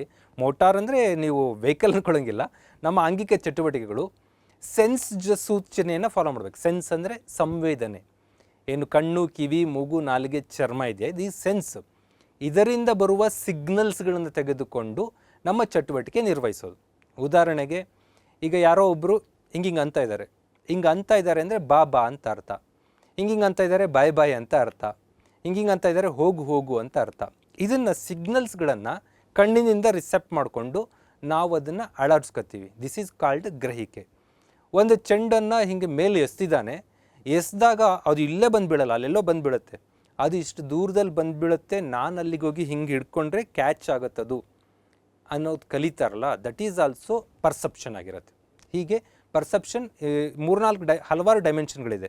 ಕಣ್ಣು, ಕಿವಿ, ಮೂಗಿನ ಸಂಬಂಧಪಟ್ಟಂಗಾದರೆ ಮನೇಲಿ ಅಡುಗೆ ಮಾಡ್ತಾಯಿದ್ದೀರಿ, ಒಂದು ಸ್ಮೆಲ್ ಬರ್ತಿಂಗೆ ನಿಮಗೆ ಗೊತ್ತಾಗತ್ತೆ ಕೆಳಗಡೆ ಏನೋ ಕರಡ್ತಾ ಇದೆ ಅಂತ. ಹೋಗಿ ಆ ಗ್ಯಾಸ್ನ ಟೆಂಪ್ರೇಚರ್ ಡೌನ್ ಮಾಡ್ತೀರಾ, ಫ್ಲೇಮನ್ನು ಡೌನ್ ಮಾಡಿದ್ದೀರಾ ಅಂತ ಅಂದರೆ ನಿಮಗೆ ಗೊತ್ತಾಯಿತು ಮೂಗು ಮೂಲಕ ಅಲ್ಲಿ ವ್ಯತ್ಯಾಸ ಆಗ್ತಿದೆ. ನೀವು ಫ್ಲೇಮ್ ಎಷ್ಟು ಡೌನ್ ಮಾಡ್ಬೇಕು ಅಷ್ಟು ಮಾಡ್ತೀರ. ಫುಲ್ ಡೌನ್ ಮಾಡಿದ್ರೆ ಆಫ್ ಆಗೋಗುತ್ತೆ. ಆಫ್ ಆದರೆ ಅಲ್ಲಿ ಆಹಾರ ಬೆಂದಿರಲ್ಲ, ಜಾಸ್ತಿ ಮಾಡಿದ್ರೆ ಕರೆಕ್ಟೋಗ್ತಾ ಇರುತ್ತೆ. ಈ ಎರಡು ನಡುವೆ ಬ್ಯಾಲೆನ್ಸ್ ಮಾಡೋದು, ದಿಸ್ ಈಸ್ ಕಾಲ್ಡ್ ಪರ್ಸೆಪ್ಷನ್ ಅಂತ ಕರಿತೀವಿ.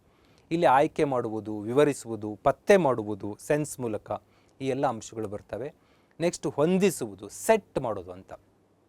ಏನು ಸೆಟ್ ಮಾಡೋದು ಅಂತಂದರೆ ಒಂದು ವರ್ಕ್ ಮಾಡೋದಕ್ಕೆ ರೆಡಿ ಇದ್ದೀವಿ ಅಂತ, ಮಾನಸಿಕವಾಗಿ, ದೈಹಿಕವಾಗಿ, ಭಾವನಾತ್ಮಕವಾಗಿ 3 ಡೈಮೆನ್ಷನ್ ಪ್ರಿಪೇರ್ ಇರಬೇಕು. ಅಂದರೆ ನಿಮಗೆ ಸ್ಕಿಲ್ ಬರುತ್ತೆ ಅಂದ ಕೂಡಲೇ ಮಾನಸಿಕವಾಗಿ ರೆಡಿ ಇಲ್ಲ ಅಂದರೆ ನೀವು ಆ ಸ್ಕಿಲ್ ಮಾಡ್ತಾ ಏನೋ ಇಂಜುರಿ ಮಾಡ್ಕೋತೀರ ಅಂತ ಅರ್ಥ.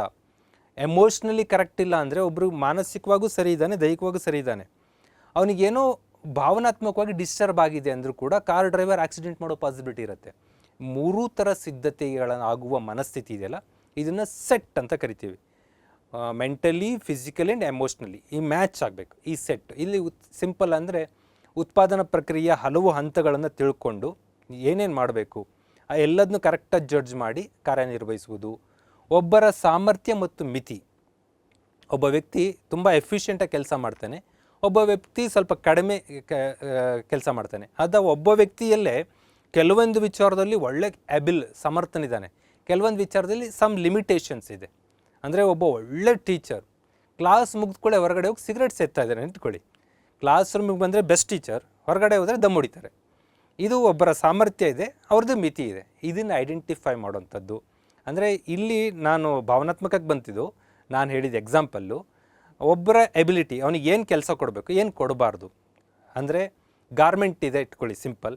ಗಾರ್ಮೆಂಟಲ್ಲಿ ಬಟ್ಟೆ ಕಟ್ ಮಾಡೋದಿರುತ್ತೆ, ಸ್ಟಿಚ್ ಮಾಡೋದಿರುತ್ತೆ, ಐರನ್ ಮಾಡೋದಿರುತ್ತೆ, ಪ್ರೆಸ್ಸಿಂಗ್ ಮಾಡೋದಿರುತ್ತೆ, ಡೈಯಿಂಗ್ ಮಾಡೋದಿರುತ್ತೆ, ಮಲ್ಟಿಪಲ್. ಆ ಎಲ್ಲದೂ ಒಬ್ಬ ವ್ಯಕ್ತಿಗೆ ಚುರುಚುರು ಗೊತ್ತಿರುತ್ತೆ ಗಾರ್ಮೆಂಟ್ ವರ್ಕರ್ ಅಂದಮೇಲೆ. ಆದರೆ ಅವನ ಸ್ಪೆಷಲೈಸೇಷನ್ ಏನು, ಸ್ಟಿಚಿಂಗಲ್ಲಿದ್ದಾನ, ಕಟ್ ಮಾಡೋದ್ರಲ್ಲಿದ್ದಾನ, ಡೈಯಿಂಗ್ ಮಾಡೋದ್ರಲ್ಲಿದ್ದಾನ, ಯಾವ ಕಡೆ ಅವನು ಸ್ಕಿಲ್ಡ್ ಆಗಿದ್ದಾನೆ ಅದನ್ನು ಗುರುತಿಸಿ ಕೊಡೋವಂಥದ್ದು, ದಟ್ ಈಸ್ ಸೆಟ್ ಅಂತ ಕರಿತೀವಿ. ಹೊಸ ಪ್ರಕ್ರಿಯೆ, ಹೊಸ ಕಲಿಕೆಗೆ ಪ್ರೇರಣೆ ಮಾಡೋದು. ಅಂದರೆ ಮಾನಸಿಕ, ದೈಹಿಕ, ಭಾವನಾತ್ಮಕ ಸೇರಿದಾಗ ನಾನು ಹೇಗೆ ಸಕ್ಸಸ್ ಕಾಣ್ತೀನಿ ಅಂದಾಗ 3 ಕೂಡಿಸಿಕೊಳ್ಳುವಂಥ ಸೆಟ್ ಮಾಡುವಂಥ ಪ್ರಯತ್ನ ಮಾಡ್ತಾರೆ. ಇದನ್ನು ನಾವು ಹೊಂದಿಸುವುದು ಅಂತ ಕರಿತೀವಿ. Next guided response. ಇದು ಕನ್ನಡ ನಾನೇ ಭಾಷಾಂತರ ಮಾಡಿರೋದು, ಮಾರ್ಗದರ್ಶಿ ಪ್ರತಿಕ್ರಿಯೆ ನಂಗೆ ಅಷ್ಟು ಚೆಂದ ಅನಿಸ್ತಾ ಇಲ್ಲ. ಗೈಡೆಡ್ ರೆಸ್ಪಾನ್ಸ್ ಅಂತ ಅಂದರೆ ಅನುಕರಣೆ ಮತ್ತು ಪ್ರಯೋಗ ಪ್ರಮಾದದ ಮೂಲಕ. ಅಂದರೆ ಕೆಲವೊಂದು ನಾವೇನು ಮಾಡ್ತೀವಿ, ಯಾರೋ ಮಾಡ್ತಾ ಇದ್ದಾರೆ ಅದನ್ನು ಅನುಕರಣೆ ಮಾಡ್ತಾ ಇರ್ತೀವಿ. ದಟ್ ಮೀನ್ಸ್ ಈಗ ಬೇರೆ ಬೇರೆ ನ್ಯಾಷನಲ್ ಲೆವೆಲ್ ಯೂಟ್ಯೂಬರ್ಗಳು ಕೆಲವರು ಪಾಠ ಮಾಡುವ, ಕೆಲವರು ಮೋಟಿವೇಶನ್ ಮಾಡೋದನ್ನು ನಾನು ಅನುಕರಣೆ ಮಾಡಿ ಮಾಡ್ತಾಯಿರ್ತೀನಿ. ಕೆಲವೊಂದು ಅವ್ರಿಗಿಂತ ಯಾರೂ ಮಾಡದೇ ಇರೋಂಥ ಹೊಸ ವಿಚಾರ ತಂದು ನಾನೇ ಪ್ರಯೋಗ ಮಾಡ್ತಾಯಿರ್ತೀನಿ. ಕೆಲವೊಮ್ಮೆ ಪ್ರಮಾದಗಳು ಆಗ್ತಾಯಿರ್ತವೆ. ಪ್ರಮಾದ ಎಲ್ಲ ನೋಡಿರ್ತೀವಲ್ಲ, ಪ್ರಮಾದ ಮೀನ್ಸ್ ತಪ್ಪುಗಳು ಇರ್ತವೆ, ಆಗಬಾರ್ದು ಅಂತೆಲ್ಲ. ಅನುಕರಣೆ ಮಾಡಿ ಆಗಿರ್ಬೋದು, ಪ್ರಯೋಗ ಮಾಡಿ ಆಗಿರ್ಬೋದು, ಪ್ರಮಾದ ಮಾಡಿ ಆಗಿರ್ಬೋದು. ಈ ಮೂಲಕ ಸಂಕೀರ್ಣವಾದ ಕೌಶಲ್ಯವನ್ನು ಕಲಿಯುವ ಪ್ರಯತ್ನ ಮಾಡ್ತಾ ಇರ್ತೀವಲ್ಲ, ದಿಸ್ ಈಸ್ ಗೈಡೆಡ್ ರೆಸ್ಪಾನ್ಸ್ ಅಂತ. ಅರ್ಥ ಆಯಿತು ಅನ್ಕೋತೀನಿ. ಅಂದರೆ ಇನ್ನೊಬ್ರನ್ನ ಫಾಲೋ ಮಾಡಿ ಕಲಿಯುವಂಥದ್ದು. ಒಬ್ಬರು ಬೈಕ್ ಓಡಿಸ್ತಾ ಇದ್ದಾರೆ, ಸುಮ್ಮನೆ ನೋಡಿ ಇದಕ್ಕೆಂದ್ರೆ ಇವ್ನು ಬೈಕ್ ಹಿಡ್ಕೊಳ್ಳೋದು. ಒಬ್ಬ ಕುದುರೆ ಓಡಿಸೋದನ್ನ ನೋಡಿ ಇವ್ನು ಕುದುರೆ ಓಡಿಸೋಕೆ ಹೋಗೋದು. ಪ್ರಯೋಗಗಳ ಮೂಲಕ ಅವ್ರು ಹೇಗೆ ಮಾಡ್ತಾರೆ ಅದನ್ನು ನೋಡಿ ನಾನು ಪ್ರಯೋಗ ಮಾಡೋಕ್ಕೆ ಪ್ರಯತ್ನ ಮಾಡೋವಂಥದ್ದು. ಕೆಲವೊಮ್ಮೆ ಏನೂ ಗೊತ್ತಿಲ್ಲದೆ ನಾವೇ ಸ್ಟಾರ್ಟ್ ಮಾಡಿಕೊಂಡು ಪ್ರಮಾದ ಮಾಡ್ಕೊಳ್ಳೋ ಮೂಲಕನೂ ಕಲಿಕೆ ಆಗ್ಬೋದು. ಇದನ್ನು ನಾವು ಗೈಡೆಡ್ ರೆಸ್ಪಾನ್ಸ್ ಅಂತ ಕರಿತೀವಿ. ಇಲ್ಲಿ ಗಣಿತದ ಸಮೀಕರಣ ಇದೆ, ಪ್ರಾಬ್ಲಮ್ ಇದೆ, ಆ ಪ್ರಾಬ್ಲಮನ್ನು ನೋಡಿಕೊಂಡು ನಾನು ಕಲಿಯುವಂಥ ಪ್ರಕ್ರಿಯೆ ಮಾಡೋವಂಥದ್ದು. ಮಾಡೆಲ್ಗಳನ್ನ ಕ್ರಿಯೇಟ್ ಮಾಡೋದು. ನೀವೇನು ಪಿರಮಿಡ್ಡು ಅದು ಇದು ಹೇಳ್ತಾ ಇರ್ತೀರಿ, ಪಿರಮಿಡ್ ಕ್ಲಾಸ್ ರೂಮಲ್ಲಿ ಬಂದು ನಾವು ಹೊರಗಡೆ ಸ್ಯಾಂಡಲ್ಲಿ ಅದನ್ನು ನಿರ್ಮಿಸುವಂಥದ್ದು.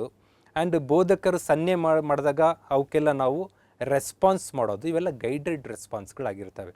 ಇಲ್ಲಿ ಕಾಪಿ ಮಾಡೋದು, ನಕಲು ಮಾಡೋದು ಅಂದರೆ ನೀವು ಎಕ್ಸಾಮಲ್ಲಿ ಕಾಪಿ ಮಾಡೋದು ಅಂತಲ್ಲ, ಒಬ್ಬರು ಸ್ಟೈಲನ್ನು ನಾವು ಕಾಪಿ ಮಾಡೋದು. ಅವ್ರು ಹೇಗೆ ಮಾತಾಡ್ತಾರೆ ಹಾಗೆ ಮಾತಾಡೋ ಪ್ರಯತ್ನ ಮಾಡೋದು. ಅವ್ರು ಕ್ಲೂ ಕೊಡ್ತಾ ಇರ್ತಾರೆ, ಆ ಕ್ಲೂಗಳನ್ನು ಪಾಲಿಸ್ಕೊಂಡು ಹೋಗೋಂಥದ್ದು. ಇವೆಲ್ಲ ಮಾಡೋ ಮೂಲಕ ಅನುಸರಿಸಿ ನಾವು ಸಕ್ಸಸ್ ಕಾಣಬೇಕು. ನೆಕ್ಸ್ಟ್ ಬರೋಣ ಯಾಂತ್ರಿಕತೆ. ಯಾಂತ್ರಿಕತೆ ಮೀನ್ಸ್ ಮೂಲ ಪ್ರಾವೀಣ್ಯತೆ, ಮೆಕ್ಯಾನಿಸಮ್ ಅಂತ ಕರಿತೀವಿ. ಅಂದರೆ ಒಂದು ಕಾಂಪ್ಲೆಕ್ಸ್ ಆದ ಕೌಶಲ್ಯ ಇದೆ, ಅದು ಕಾಂಪ್ಲೆಕ್ಸ್ ಆದ ಕೌಶಲ್ಯವನ್ನು ಕಲಿಯೋಕ್ಕೆ ನಮ್ಮಲ್ಲಿ ಏನು ಆತ್ಮವಿಶ್ವಾಸ ಇದೆ, ಏನು ಚಲನಾ ನಿರ್ವಹಣಾ ಕೌಶಲ್ಯ ಇದೆ, ಅದು ಇಂಪಾರ್ಟೆಂಟ್ ಆಗುತ್ತೆ. ಇಲ್ಲಿ ಕಂಪ್ಯೂಟರ್ ಬಳಸೋದು, ನಾವು ಕಂಪ್ಯೂಟರ್ ಬಳಸೋದು ಒಂದಿನ ಕಲಿಯೋಕ್ಕಾಗಲ್ಲ. ಅಲ್ಲಿ ಮೌಸ್ ಆಪ್ರೇಟಿಂಗು, ಕೀಬೋರ್ಡ್ ಆಪ್ರೇಟಿಂಗು, ಅದ್ರ ಬಗ್ಗೆ ತಿಳ್ಕೊಳ್ಳೋದು ಇವೆಲ್ಲ ಇರುತ್ತೆ. ಪರ್ಸ್ನಲ್ ಕಂಪ್ಯೂಟರ್ನ ಬಳಸುವಂಥದ್ದಾಗಿರ್ಬೋದು. ಆ್ಯಂಡ್ ದೆನ್ ನಲ್ಲಿ ಒಂದು ಸೋರ್ತಾ ಇದೆ, ಅದನ್ನು ಕಟ್ಟುವಂಥದ್ದು. ನಲ್ಲಿ ಸೋರ್ದಾಗ ಕಟ್ಟೋದು ನಾವೆಲ್ಲ ಮಾಡಿರ್ತೀವಿ. That is a skill. ತುಂಬ ಜನ ನಲ್ಲಿ ಸೋರೋದನ್ನು ಬಂದ್ ಮಾಡೋಕ್ಕೋಗಿ ಮೈಯೆಲ್ಲ ನೆನೆಸ್ಕೊಂಡ್ಬಿಟ್ಟಿರ್ತಾರೆ. ಕೆಲವರು ಎಷ್ಟು ಈಸಿಯಾಗಿ ಬಂದು ಅದನ್ನು ಒಂದು ಚೂರು ಮೈಗೆ ಬಟ್ಟೆಗೆ ನೀರು ನೆನೆಸ್ಕೊಂಡೆ ಕಟ್ಟೋಗ್ತಾರೆ. ದಟ್ ಈಸ್ ಮೂಲ ಪ್ರಾವೀಣ್ಯತೆ, ಮೆಕ್ಯಾನಿಸಮ್ ಅಂತ ಕರಿತೀವಿ. ಕಾರ್ ಡ್ರೈವಿಂಗ್ ಮಾಡೋದು ಅಷ್ಟೇ. ಕಾರ್ ಡ್ರೈವಿಂಗ್ ಮಾಡ್ಬೇಕಾದ್ರೆ ನಾನು ಮೋಟಿವೇಶನ್ ಸೆಷನ್ಲ್ಲ ಹೇಳ್ತಾ ಇರ್ತೀನಿ, ಯಾರಿಗೆ ಗಂಟೆ ಇಟ್ಕೊಂಡು ಗಂಟೆ ಬಾರಿಸ್ತಾ ಯಾರಿಗೆ ಉದಿನ ಕಡ್ಡಿ ಬೆಳಗೋಕ್ಕೆ ಬರುತ್ತೋ ಅವರು ಬೆಸ್ಟ್ ಕಾರ್ ಡ್ರೈವರ್ ಆಗ್ತಾರೆ ಅಂತೇಳಿ. ಯಾಕೆ ಅಂದರೆ ಸ್ಟೇರಿಂಗ್ ಈ ಕೈದೇ ಬೇರೆ ಕೆಲಸ ಇರುತ್ತೆ, ಗೇರ್ ಹಾಕೋದು ಈ ಕೈದೇ ಬೇರೆ ಕೆಲಸ ಇರುತ್ತೆ. ಇಲ್ಲಿ ದೊಡ್ಡ ಸ್ಕಿಲ್ ಆಪ್ರೇಟ್ ಆಗ್ತಾ ಇರುತ್ತೆ. ಬಟ್ ಭಾಳ ಜನರು ಪೂಜೆ ನೀವು ನೋಡಿರ್ತೀವಿ, ಹಿಂಗೆ ಅನ್ಬೇಕಾದ್ರೆ ಹಿಂಗೆ ಆಗ್ತಾ ಇರುತ್ತೆ. ಹಿಂಗೆ ಆಗ್ತಾ ಇದೆ ಅಂದರೆ ಅವರು ಡ್ರೈವರ್ ಆಗೋಕ್ಕೆ ಫಿಟ್ ಇಲ್ಲ ಅಂತ ಅರ್ಥ. ಡ್ರೈವರ್ ಆಗೋಕ್ಕೆ ಪರ್ಫೆಕ್ಟ್ ಆಗಬೇಕು ಅಂದರೆ ಫಸ್ಟ್ ಗಂಟೆ ಬಾರಿಸಿ ಪೂಜೆ ಮಾಡೋದು ಕರೆಕ್ಟಾಗಿ ಕಲ್ತ್ಕೊಂಡ್ಬಿಟ್ರೆ ನೀವು ಡ್ರೈವಿಂಗ್ ಕಲಿತೀರ. ಸಿಂಪಲ್ ಸ್ಕಿಲ್ಗಳಿವು. ಈ ಸ್ಕಿಲ್ಗಳ ಕಲಿಸಿ ಜೋಡಣೆಗಳನ್ನು, ಕೋಆರ್ಡಿನೇಷನ್ಗಳನ್ನು ಮಾಡಬೇಕು ಅನ್ನೋದು ಇಲ್ಲಿ ಹೇಳ್ತಾರೆ ಮೆಕ್ಯಾನಿಸಮಲ್ಲಿ. ನೆಕ್ಸ್ಟ್ ಬರೋಣ, ಸಂಕೀರ್ಣ ಪ್ರತಿಕ್ರಿಯೆ, ಎಕ್ಸ್ಪರ್ಟೈಸ್ ಆಗೋದು. ಕಾಂಪ್ಲೆಕ್ಸ್ ಓವರ್ಟ್ ರೆಸ್ಪಾನ್ಸ್ ಅಂತ ಕರೀತಾರೆ ಇದನ್ನ ಅವ್ರ ಭಾಷೆಯಲ್ಲಿ, ಏನು ಸೈಕಾಲಜಿ ಮೂಲ ಭಾಷೆ, ಅಥವಾ ಸಂಕೀರ್ಣ ಪ್ರತಿಕ್ರಿಯೆ. ನಿಮ್ಮ ಭಾಷೆಯಲ್ಲಿ ಎಕ್ಸ್ಪರ್ಟೈಸ್ ಆಗೋದು. ಎಕ್ಸ್ಪರ್ಟೈಸ್ ಅಂದರೆ ಒಂದು ಮಾಡೆಲಲ್ಲಿ 100% ನಾವು ಆ್ಯಕ್ಯುರೇಸಿ ತೋರಿಸೋದು, ಪ್ರಾವೀಣ್ಯತೆ. ಅಂದರೆ ಟೀಚಿಂಗ್ ಮಾಡ್ತಾರೆ ಅಂದರೆ ದಟ್ ಈಸ್ ಪಕ್ಕನಪ್ಪ, ಅದಕ್ಕಿಂತ ಇನ್ನೇನು ಬೇಕಾಗಿಲ್ಲ ಅಂತ. ಈ ಕೆಲವೊಂದು ಫಿಲಮ್ ನೋಡ್ಕೊಂಬರ್ತೀರಾ, ಅವ್ನು ಯಾವನ್ ಗುರು ಅವನು ಆ್ಯಕ್ಟಿಂಗೇ ಬರೋಲ್ಲ ಅಂದ್ಬಿಡ್ತೀರಾ. ಅಂದರೆ ನಿಮ್ಮ ಪ್ರಕಾರ ಈಸ್ ನಾಟ್ ಪರ್ಫೆಕ್ಟ್, ಎಕ್ಸ್ಪರ್ಟ್ ಆಗಿಲ್ಲ ಅಂತ ಅರ್ಥ. ಯಾವುದೋ ಮ್ಯೂಸಿಕ್ ಹೇಳ್ತಿರ್ತೀರಾ, ಈ ಮ್ಯೂಸಿಕ್ ಏನು ಗುರು ಚೆನ್ನಾಗಿಲ್ಲ ಅಂತೀರಾ, ಅಂದರೆ ದಟ್ಸ್ ನಾಟ್ ಎಕ್ಸ್ಪರ್ಟೈಸ್ ಮ್ಯೂಸಿಕ್. ನಿಖರತೆ, ತ್ವರಿತವಾಗಿ ಆ್ಯಕ್ಯುರೇಟ್ ಆಗಿರಬೇಕು. ದಿಸ್ ಈಸ್ ಕಾಲ್ಡ್ ಎಕ್ಸ್ಪರ್ಟೈಸ್ ಅಂತ. ಅಂದರೆ ನಿಮಗೆ ಕಾರ್ ಓಡ್ಸೋಕ್ಕೆ ಬರುತ್ತೆ, ನಿಮ್ಮ ಹಳ್ಳಿಯಲ್ಲಿ ಓಡಿಸ್ತೀರಾ. ಬೆಂಗಳೂರು ಸಿಟಿನೋ ಮುಂಬೈ ಸಿಟಿನೋ ಕರ್ಕೊಂಬಂದರೆ ನೀವು ಹಾರ್ಟ್ ಅಟ್ಯಾಕಾಗಿ ನಿಂತ್ಕೊಂಡ್ಬಿಡ್ತೀರ. ಯಾಕಂದರೆ ಆ ಟ್ರಾಫಿಕ್ ನೋಡಿ ನಾನು ಕಾರ್ ಡ್ರೈವರ್ ಹೌದೋ ಅಲ್ಲ ಅಂತ ಮರ್ತೋಗ್ಬಿಡುತ್ತೆ ನಿಮಗೆ. ಇಷ್ಟಿಷ್ಟೇ ಸಣ್ಣ ಪಾರ್ಕಿಂಗಲ್ಲಿ ಒಂಚೂರು ಈ ಕಡೆ ಅಂದರೆ ನಿಮ್ಮ ಕಾರು ಡ್ಯಾಮೇಜ್ ಆಗ್ತಾ ಇರುತ್ತೆ. ಚಿಕ್ಕ ಪಾರ್ಕಿಂಗಲ್ಲಿ ನಿಲ್ಸೋಂಥದ್ದು. ಕಂಪ್ಯೂಟರ್ ಆಪ್ರೇಟ್ ಮಾಡೋ ಹೇಳಿದ್ನಲ್ಲ, ಫಸ್ಟಿಗೆ ಹೇಳಿದೆ ಟೈಪ್ ಮಾಡೋಕ್ಕೆ ಕೊಟ್ಟರೆ ಗಂಟೆಗಟ್ಟಲೆ ಟೈಪ್ ಮಾಡೋದಲ್ಲ, ಟಕ ಟೈಪ್ ಆಗ್ತಾ ಇರಬೇಕು. ಆ ಮ್ಯೂಸಿಕ್ ಇನ್ಸ್ಟ್ರೂಮೆಂಟ್ಗಳನ್ನ ನುಡಿಸೋದಾಗಿರ್ಬೋದು, ಇವೆಲ್ಲ ಎಕ್ಸ್ಪರ್ಟೈಸ್ ಅಂತ ಕರಿತೀವಿ. ನಿಮಗೆ ಬರುತ್ತೆ, ಆ ಸ್ಕಿಲ್ನಲ್ಲಿ ಎಕ್ಸ್ಪರ್ಟೈಸ್ ಆಗೋಂಥದ್ದು. ಕಾರ್ ಡ್ರೈವ್ ಹಳ್ಳಿಯಲ್ಲಿ ಮಾಡೋಕ್ಕೆ ಬರುತ್ತೆ, ಸಿಟಿಯಲ್ಲಿ ಬಂದರೂ ಮಾಡೋಕ್ಕೆ ಬರೋದು. ಹಳ್ಳಿಯಲ್ಲೂ ಬರುತ್ತೆ, ಸಿಟಿಯಲ್ಲೂ ಬರುತ್ತೆ, ಘಾಟ್ ಸೆಕ್ಷನಲ್ಲಿ ಮಾಡೋಕ್ಕೆ ಬರೋಂಥದ್ದು. These are called expertise in that ಈ ಸೆಕ್ಟರ್ ಅಂತ ಕರಿತೀವಿ. ಓಕೆ ಸ್ನೇಹಿತರೆ, ಅಳವಡಿಕೆ, ಅಡ್ಯಾಪ್ಟೇಷನ್ ಅಂತ. ಅಂದರೆ ಒಬ್ಬ ವ್ಯಕ್ತಿ ಒಂದು ಮಾಡೆಲನ್ನು ರೆಡಿ ಮಾಡಿದ್ದಾರೆ, ಅದನ್ನು ಅಡ್ಯಾಪ್ಟ್ ಮಾಡ್ಕೊಳ್ಳೋವಂಥದ್ದು. ಅಂದರೆ ಅನಿರೀಕ್ಷಿತ ಅನುಭವಗಳಿಗೆ ಪರಿಣಾಮಕಾರಿಯಾಗಿ ಪ್ರತಿಸ್ಕರಿಸಬೇಕು ಅಂತ ನಾವು ಅಂದರೆ ಇದುವರೆಗೂ ನೋಡಿರಲ್ಲ ನಾವು. ದಿಢೀರಂತ ಹೊಸ ಇನ್ಸಿಡೆಂಟ್ ಬರುತ್ತೆ. ಆ ಹೊಸ ಇನ್ಸಿಡೆಂಟ್ ಬಂದಾಗ ಅದಕ್ಕೆ ನಾವು ಪ್ರತಿಕ್ರಿಯಿಸಬೇಕು ಅಂತಂದರೆ ನಮಗೆ ಅಡ್ಯಾಪ್ಟೇಷನ್ ಆಗಿರಬೇಕು. ಕಲಿಯುವರ ಅಗತ್ಯತೆಗಳನ್ನ ಪೂರೈಸಲು, ಸೂಚನೆಗಳನ್ನು ಮಾರ್ಪಡಿಸಲು ನಾವು ನೆರವಾಗಬೇಕು. ಅಂದರೆ ಇಷ್ಟು ದಿವಸ ನೀವು ನಿಮ್ಮನೇಲಿರೋ ಕಾರ್ ಓಡಿಸಿದ್ದೀರಾ, ಅಡಾಪ್ಟೇಷನ್ ವೆರಿ ಸಿಂಪಲ್ ಇಷ್ಟೇ. ನಿಮ್ಮಲ್ಲಿರೋ ಕಾರ್ ಓಡಿಸಿದ್ದೀರಾ, ಯಾರೋ ಕಾರ್ ಕೊಟ್ಟು ಬೇರೆ ಒಂದು ಫಾರ್ಚುನರ್ ಕಾರನ್ನು ಇನ್ನೋವನ್ನು ಕೊಟ್ಬಿಟ್ಟಿದ್ದಾರೆ. ಫಾರ್ಚುನರು ಇನ್ನೋವಾ SUV ಕೊಟ್ಟಾಗ ನೀವು ನನಗೆ ಬರಲ್ಲ ಅಂತ ಹೇಳೋದಲ್ಲ, ಆ ಮೂಲತಃ ನಿರ್ವಹಿಸಿದ ಯಂತ್ರದೊಂದಿಗೆ ಕಾರ್ಯ ನಿರ್ವಹಿಸೋದಿದೆಯಲ್ಲ, ದಿಸ್ ಈಸ್ ಅಳವಡಿಕೆ, ಅಡ್ಯಾಪ್ಟ್ ಮಾಡ್ಕೊಳ್ಳೋಂಥದ್ದು. ನನಗೆ ಬರಲ್ಲ ಅಂಥೇಳಿ ಎಸ್ಕೇಪ್ ಆಗೋದು ವೆರಿ ಈಸಿ. ನಾನು ಬರುತ್ತೆ, ನಾನು ಟ್ರೈ ಮಾಡ್ತೀನಿ ಅಂತ ಹೋಗೋದಿದೆಯಲ್ಲ, ಆ ಟ್ರೈ ಮಾಡ್ತೀನಿ ಅಂತ ಹೋಗುವ ಒಂದು ಇದೇನಿದೆ ಕೌಶಲ್ಯ, ದಟ್ ಈಸ್ ಕಾಲ್ಡ್ ಅಡ್ಯಾಪ್ಟೇಷನ್ ಅಂತ ಕರಿತೀವಿ. ಹೊಂದಿಕೊಳ್ಳುವುದು, ಬದಲಾಯಿಸುವುದು. ಬ್ಲ್ಯಾಕ್ ಬೋರ್ಡಲ್ಲಿ ಬರೀತಾ ಇರ್ತಾರೆ, ಇದಕ್ಕಿದಂಗೆ ವೈಟ್ ಬೋರ್ಡು ಮಾರ್ಕರ್ ಕೊಟ್ಟರೆ ಅದ್ರ ಮೇಲೆ ಬರೀಬೇಕು, ಡಿಜಿಟಲ್ ಬೋರ್ಡ್ ಕೊಟ್ಟರೆ ಅದ್ರ ಮೇಲೆ ಬರಬೇಕು. ಟೀಚರ್ಗಳಲ್ಲಿ ಮಾರ್ಪಡಿಕೆ ಅಡ್ಯಾಪ್ಟೇಷನ್ ಹೇಳೋದಿಷ್ಟೇ. Black board, then white board and marker, then digital board, ಎಲ್ಲದ್ರ ಮೇಲೆ ಬರೆಯೋದು. ಅದೆಲ್ಲೋದು ಆದಮೇಲೆ ಟ್ಯಾಬ್ ಹಿಡ್ಕೊಂಡು ಟ್ಯಾಬ್ ಮೇಲೆ ಬರೀರಿ, ಡಿಸ್ಪ್ಲೇ ತೋರಿಸಿದ್ರೆ ಅದಕ್ಕೂ ನೀವು ಸ್ವಿಚ್ ಓವರ್ ಆಗಂತಿರಬೇಕು. Adaptation means switch over to any changes, that is called adaptation. Okay ಸ್ನೇಹಿತರೆ, ಮೂಲ ಇದು ಕೂಡ highest level in the skill. ಏನಂದರೆ ಆರಿಜಿನೇಷನ್ ಅಂತ ಪದ ಬಳಸ್ತಾರೆ ಅವರು. ಆರಿಜಿನೇಷನ್ ಅಂದರೆ ಹೊಸದು ಕ್ರಿಯೇಟ್ ಮಾಡಬೇಕು. ನೀವು ಯಾರೋ ಮಾಡಿದ್ದನ್ನು ಫಾಲೋ ಮಾಡ್ಕೊಂಡು ಅವ್ರು ನೋಡ್ಕೊಂಡು ಕಲ್ತ್ಕೊಂಡ್ರಿ, ಇವ್ರು ನೋಡ್ಕೊಂಡು ಕಾರ್ ಡ್ರೈವ್ ಕಲ್ತ್ರಿ, ಇವ್ರು ನೋಡ್ಕೊಂಡು ಬೈಕ್ ಓಡಿಸೋ ಕಲ್ತ್ರಿ ಅನ್ನೋದ್ರ ಜೊತೆಗೆ ನೀವೇನು ಹೊಸದನ್ನು ಸೃಷ್ಟಿ ಮಾಡಿದ್ರಿ ಅನ್ನೋದು ಹೇಳೋದು. ಹೊಸ ಸಿದ್ಧಾಂತಗಳ ನಿರ್ಮಾಣ ಅಂತಾರೆ ಇವರು. ಹೊಸ ಸಮಗ್ರ ಮಾಡ್ಯೂಲ್ನ ರೆಡಿ ಮಾಡೋದು. ಏನು ವರ್ಕೌಟ್ಗಳಿತ್ತು ಅಂದರೆ ಎಕ್ಸಸೈಸ್ ಮಾಡೋವಂಥದ್ದು. ಎಕ್ಸಸೈಸ್ ನಡುವೆ ಏರೋಬಿಕ್ಸ್ ಅಂತ ಒಬ್ಬ ಇಂಟ್ರೊಡ್ಯೂಸ್ ಮಾಡ್ತಾರೆ. ಸೂರ್ಯ ನಮಸ್ಕಾರ ಅಂತ ಒಬ್ಬರು ಋಷಿ ಮುನಿಗಳು ಇಂಟ್ರೊಡ್ಯೂಸ್ ಮಾಡ್ತಾರೆ. ಯೋಗ ಇತ್ತು, ಯೋಗದ ನಡುವೆ ಸೂರ್ಯ ನಮಸ್ಕಾರ. ಅದೇ ಬಾಡಿ ಬೆಂಡಿಂಗ್, ಬಾಡಿ ಇದು ಮಾಡೋದೆ, ಅದ್ರಲ್ಲಿ ಸೂರ್ಯ ನಮಸ್ಕಾರ ಅನ್ನೋ ಹೊಸ ಮಾಡಲ್. ಅದೇ ಹಾರೋದು, ಜಂಪ್ ಮಾಡೋದು, ಮ್ಯೂಸಿಕ್ ಎಕ್ತಂಗೆ ಸ್ಟೆಪ್ ಹಾಕೋದು, ಅದರಲ್ಲೇ ಜಿಮ್ನಾಸ್ಟಿಕ್ ಅನ್ನೋದು. ಹೀಗೆ ಹೊಸ ಮಾಡೆಲ್ಗಳನ್ನ ಇಂಟ್ರೊಡ್ಯೂಸ್ ಮಾಡ್ತೀವಲ್ಲ ಸ್ಕಿಲ್ ಏರಿಯಾದಲ್ಲಿ, ದಟ್ ಈಸ್ ಕಾಲ್ಡ್ ಆರಿಜಿನೇಷನ್. ಹೊಸದನ್ನು ನಿರ್ಮಾಣ ಮಾಡೋದು. ಈಗ ನದಿಯ ಮೇಲೆ ದೋಣಿ ಹೋಗ್ತಾಯಿತ್ತು ನೋಡಿದ್ದೀವಿ, ನದಿಯ ಮೇಲೆ ಬೋಟ್ ಹೋಗ್ತಾಯಿತ್ತು ನೋಡಿದ್ವಿ. ನದಿ ಮೇಲೆ ತೇಲುವ ಒಂದು ಬ್ರಿಡ್ಜ್ ಕ್ರಿಯೇಟ್ ಮಾಡಿ ಅದ್ರ ಮೇಲೆ ನಡ್ಕೊಂಡು ಹೋಗ್ಬೋದು ನೀವು ಅನ್ನುವಂಥ ಕಾನ್ಸೆಪ್ಟನ್ನು ರೆಡಿ ಮಾಡ್ತಾರೆ. ಕರ್ನಾಟಕದಲ್ಲಿ ಹೊಸದಾಗಿ ಮಲ್ಪೆನಲ್ಲಿ ಲಾಂಚ್ ಆಗಿದೆ, ಅಂದರೆ ಸಮುದ್ರದ ಮೇಲೆ ತೇಲುವ ಬ್ರಿಡ್ಜ್ ಅಂತ. ಹೀಗೆ ಹೊಸದನ್ನು ಕ್ರಿಯೇಟ್ ಮಾಡೋದನ್ನು ಆರಿಜಿನೇಷನ್ ಅಂತ ಕರಿತೀವಿ. ಇದು ಮೂಲ ಕೌಶಲ.